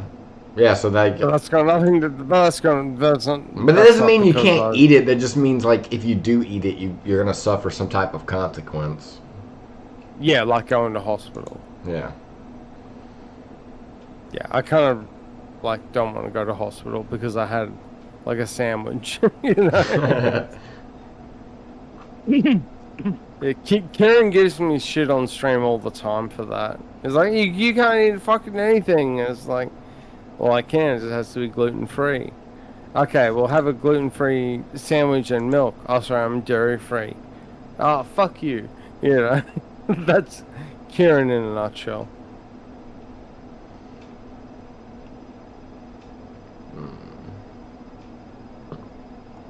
Alright, I think I'm gonna try to get out of here and get 2 hours before I go into work. Get just a little nap in. 2 hours before you go into work. Damn. You don't need to go to work. What are you doing for work, man? Just calling sick. I don't got any time, otherwise I would. True. What do you do? I feel that. What do you do for work, man? I'm a custodian. So, janitor. That's not bad. Do you work in a school or what do you? Yeah. Yeah. Go Yeah, I ahead. work at a school. Yeah, what's so interesting, because one of my friends that used Honestly, to be a custodian, he told me, like, you get, like, I don't know what it's called, like, educational credits or academic credits to working in a school as a custodian. It's almost like working as a teacher. You get a certain... Right. I don't. They have decent benefits, but I really just comparatively to the other schools around here I could be working at, I could be making more money. Like I only make like 15, which is not too great to be honest. Oh. What, Um, hourly, like 15 an hour or 15K yearly? no, like hourly. Like Oh, I only okay, make cool, yeah. 15. I was gonna be like, fuck, yeah, if you're earning 15K, Yeah, because I remember it being top good that shit. benefits. One of my coworkers says he worked for one for almost 10 or 11 years, and he was able to retire from it with good benefits because, well, I guess it depends on the school. Like they gave him Yeah. like funding to be able to go to college and stuff like that, but he didn't really Yeah. use it. But Yeah. So the the school that I work at is a like a small town, or it used to be a small town. It's kind of blowing up as of recently because of Amazon. Um, but yeah, it's kind of blown up, and they're um, doing a lot of things with like construction and shit.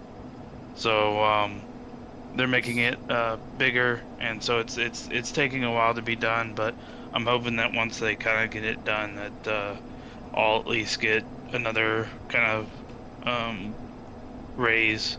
I'm hoping to make like 18, 20. I'd be happy with that Do because you I have need any? to Oh, go ahead. Sorry. No, go ahead. Sorry. I was just saying that I have a beater for a freaking car, so I really need something I can actually pay for and like start building credit and stuff like that, and hopefully I'll get a PC and a new DJ controller and before you all that go, stuff. Jack, So I have a song I want to show you because I've been working on like 8-bit music, but also like music in general. I got different types. This Well, one's I thought I was the OG. Like, fucking, well, yeah. I mean, you like, probably music are, maker. but Fuck you, if you fuck look you. if you look at Jack's videos from 14 years, your hold song on, has been hold on. cancelled. If you Your look song at has been cancelled. hold on, Your if song you has been cancelled. hold on, if I'm you canceling the track. I'm deleting the contract. if you look at Jack's videos from 14 years ago, no more he's been doing it. He's been doing Fuck it. you. He's had DJ in his blood for a while. Like he's been wanting to do it for a while. If you look at his videos from 14 years ago, I watched all of his videos, and some of them made me like, damn, Jack, I want you to be a really good like, DJ, I man. have some childhood videos on there. Yeah, like that shit. teenager. Like I hate that. Are you saying that even though I use AI to jumpstart myself, I've still been replaced? I hate that I have like a certain like a level of feminine side that my mom put into me. So some of that stuff made me sad. I was like, damn, this is like really good videos. So I hope Jack becomes a really good DJ. These are like, I feel for these fucking videos. These are like home videos of friends spending time and shit. Dude, Right. my channel's so fucking old. I'm like an OG to the YouTube channels. Yeah, that's I why. really That's why I converted. I started a new channel, which is the original vintage channel now, but my soccer account's like so ridiculously old, like 10 years plus. Can y'all hear? But I also created this channel Hold on. like separate so that I didn't dox myself to a degree. So, different reasons. But Jack, also, mate, if you ever need a theme song, just hit me up, brother, free of charge. I know I'm like an evil capitalist in the finance industry, but I promise. Yeah, hold on, re-examination. I promise when I give you my invoice, it will only be at least 120% above my average rate.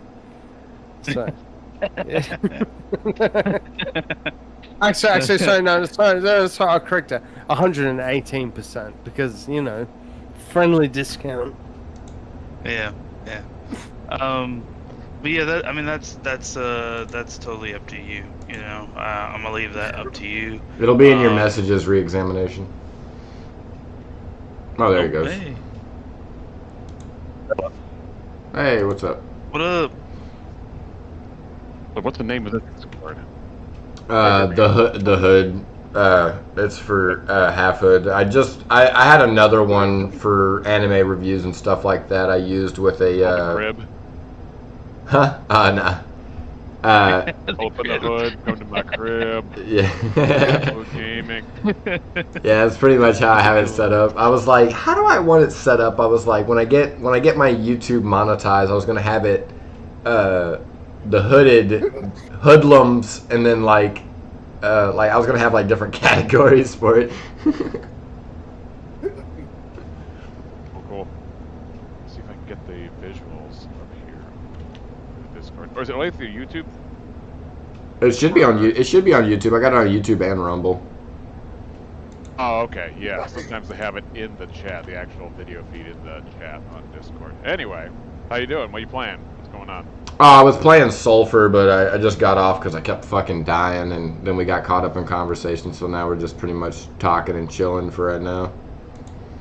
How's it going, Vintage? You going on VK tomorrow? Mate, I'm fucking sick as a dog right now. Sorry to hear that. Like, seriously, like fucking. Ugh.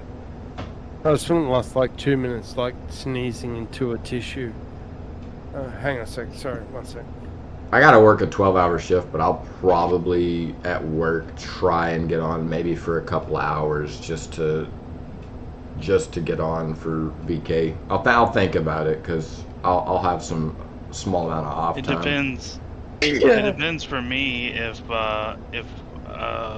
when I get home if I'm gonna be too tired or not. But otherwise, I might hop on. Sorry about that. Sorry, apologies for any background noise. Yeah, no, so it's a long weekend here in Australia, so I was meant to have a 4-day weekend, and I'm got the worst sinus infection. I feel like shit right now.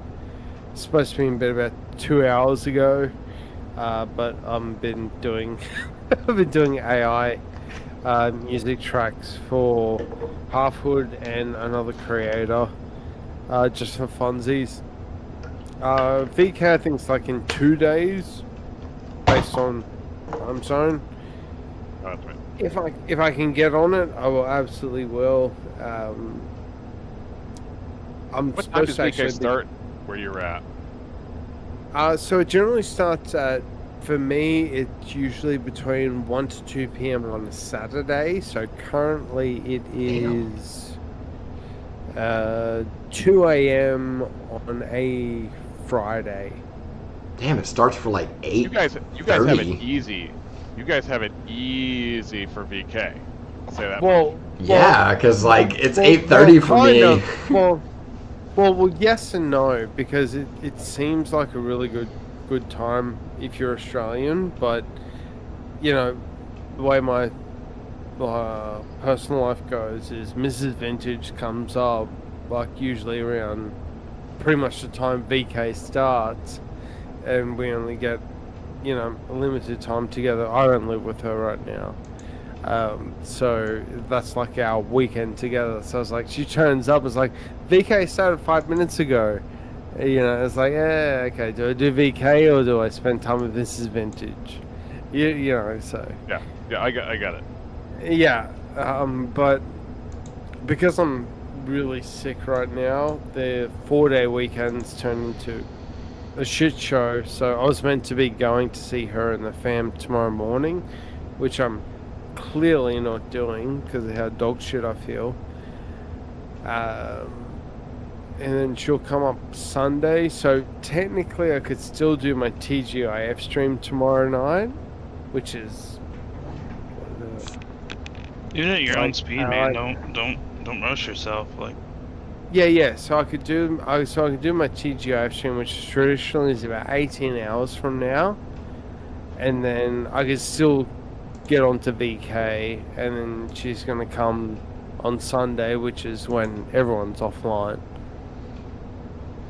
So I'm like, tentatively, I can do my TGIF stream and then come on to VK. we'll see how it goes. Okay. How many Aussies do we even have in the circuit? We've got yourself, we've got Kieran, we've got Charles Darwin, we got Bill Hicks.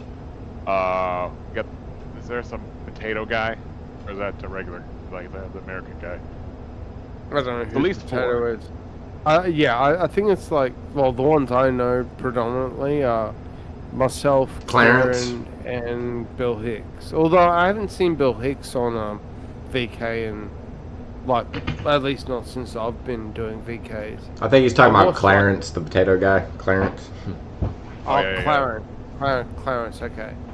Yeah, Maybe I've seen him once, but Oh. yeah, we're a bit of a. Oh, what the fuck? It's an interesting point because for Australians, VK is is like wrong the with my perfect camera? time to be a sun. Like it's because for us it's like a Saturday lunchtime / early afternoon start time. So you can just go into it, and even if you go into like, 9-10 p.m. Saturday night, well, that's cool. It's not like you got work the next day. The only problem, I guess, maybe is that if you got family time, spend time with the missus, kids, or whatever, depending on your circumstance. But, yeah. Most times I run into you guys it's like early in the morning. Sometimes I'll be on Kieran's, or sometimes I'll run into yours. But that's Yeah, like really early morning or really late at night. Yeah. I want to actually do, because I've been doing TGIF stream in Australia, which sounds like Friday night. I literally race home from the office, and it's like, because I just want, at the end of the week, it's like, fuck, I don't want to think about work. I don't want to think about real life. I just want to stream and have a bit of fun. It's my outlet, and it's such a good time. But I understand that for the what I would call the oceanic crew, being because of time zone, is like the worst time to stream. So for me, it would be the best time for me to stream if I want to get the oceanic crew in would be like from my time Sunday morning. But generally, Sunday mornings are either me sleeping in, cooking breakfast for Mrs. Vintage, and having some family time. So it's like hard. And I don't really want to say to Mrs. Vintage, hey, listen, sorry, can you just like fuck off and not turn up because I want to stream on YouTube? Because I'd be single in about the whole of 2 seconds. Yeah. But you don't have to explain that to me. I get that. I want to go on the internet now. Goodbye. Yeah. What state are you in re-examination? Because I always see you on late at night. Oh, you see me on late at night for a couple reasons. I have 2 jobs, and then I am, and then so if I ever want to see anybody I know on these streams, then it's gonna be that. Otherwise, you go. You ever go through YouTube and you look at other people's panels and live streams and it's like, this is boring as heck, or this is weird as heck, or people are just like a turn off, I get that way with Confluence. That's the way you watch my live streams. Confluence makes me feel that way every time I jump on there. I'm like, oh, this will be interesting. I want to be a part of this, and then like his hosting is so boring. I'm like, oh my god, Confluence, do better. The one thing I got with Confluence, and because I did sub to him, and I was, I've watched some of his content even before I sub. I was like, oh, what's this guy about? What is he? What does he do? And it's like, bro, like you just bring on like a fuckload of locals. But that's how starting streamers do. Especially in the debate bracket of all the groups. No, I know you don't, but some of the ones that want the extra clout realize, oh, if I have this person on, I'll get more people to view it because this person's a piece of shit, like the Thorpes, for instance. Well, you said that.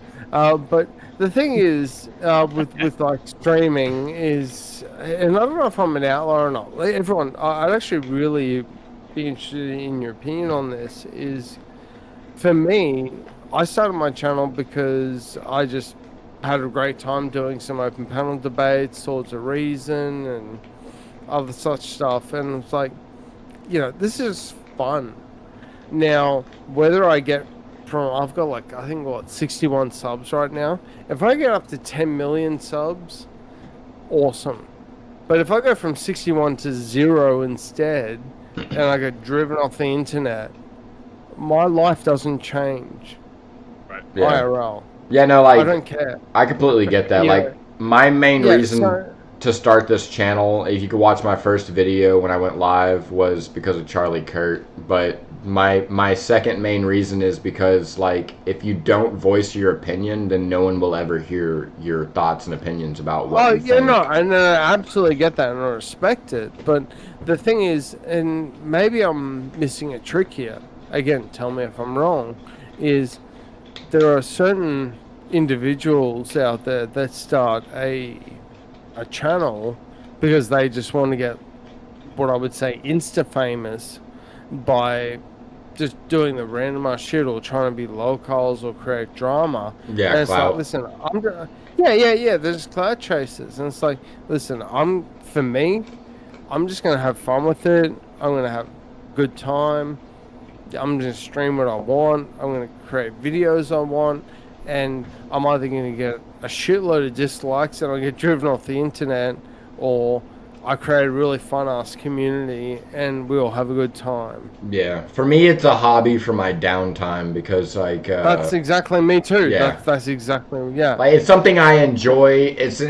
Whether it entertains the viewer, as long as it entertains someone and me, that's all that matters. I'm not trying to accumulate to certain people's demographics. Like, I think when I had Twitch hooked up to my account, because I got this through Rumble, where it's connected to Rumble and YouTube, I had probably Twitch, Kick, YouTube, and Rumble, and for some reason people from Kick and Twitch would be all like, I'll pay you $100 if you eat a spoonful of paprika or fucking cinnamon or some shit like that. And I'm like, I'm not that type of viewer that's gonna do something you say for money. I'm here.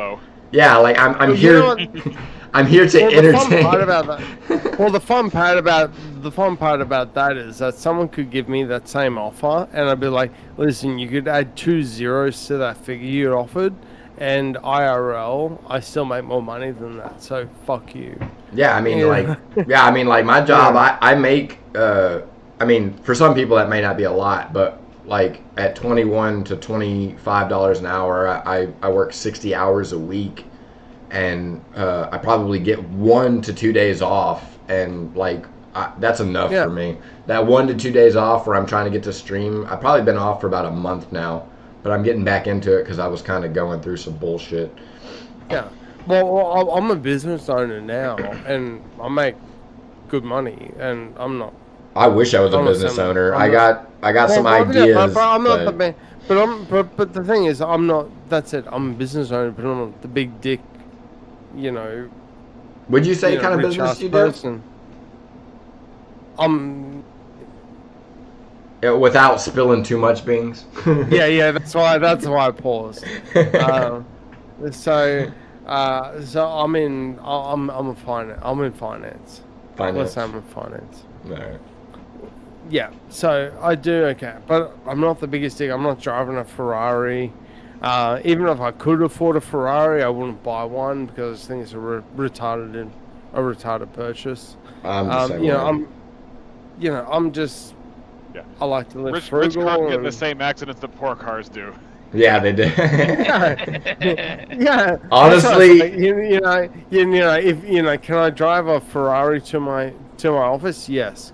Can I drive a Toyota to my office? Yes. Okay. What's the difference? Okay, if you knock off a 0, you can buy the Toyota. Okay, done. For me, it's whatever can sustain an accident the best based on the price individuality, like a dually or a 4-inch or 6-inch lifted truck. I had a car accident 5 months ago, man. Don't get me started. I got a van that's like 4 inches off the ground. If I get into a wreck, I feel bad for whoever I hit because I ain't gonna take no damage. No, see, I'm such an outlier in my town because where I live in, which is granted partly because of my business, there's so many people around that they're all like, because there's a lot of money rolling around in the town and the businesses and whatnot with finance and other various things, and so everyone around is driving like the most expensive ass shit you can think of. The kids around have been gifted cars from their parents, and they just have no concept of making a dollar. And I had a car accident like 5 months ago where someone rear-ended me, and the kid, it was, of course it was a kid. The guy was driving a car like worth like 4 times the value mine was. It's like, oh my god, I'm so sorry, I did blah blah whatever. And you know, it turns out he was on his phone, you know, watching something on social media, and I was like, fucker, you know, why won't you subscribe to me? Like, what the hell are you doing? But anyway, besides that, you know, the guy, it's just so entitled, and oh yeah, we're around here, you know, because we live in this town, we're all rich as shit, so we have to drive the biggest cars. I get looked down on by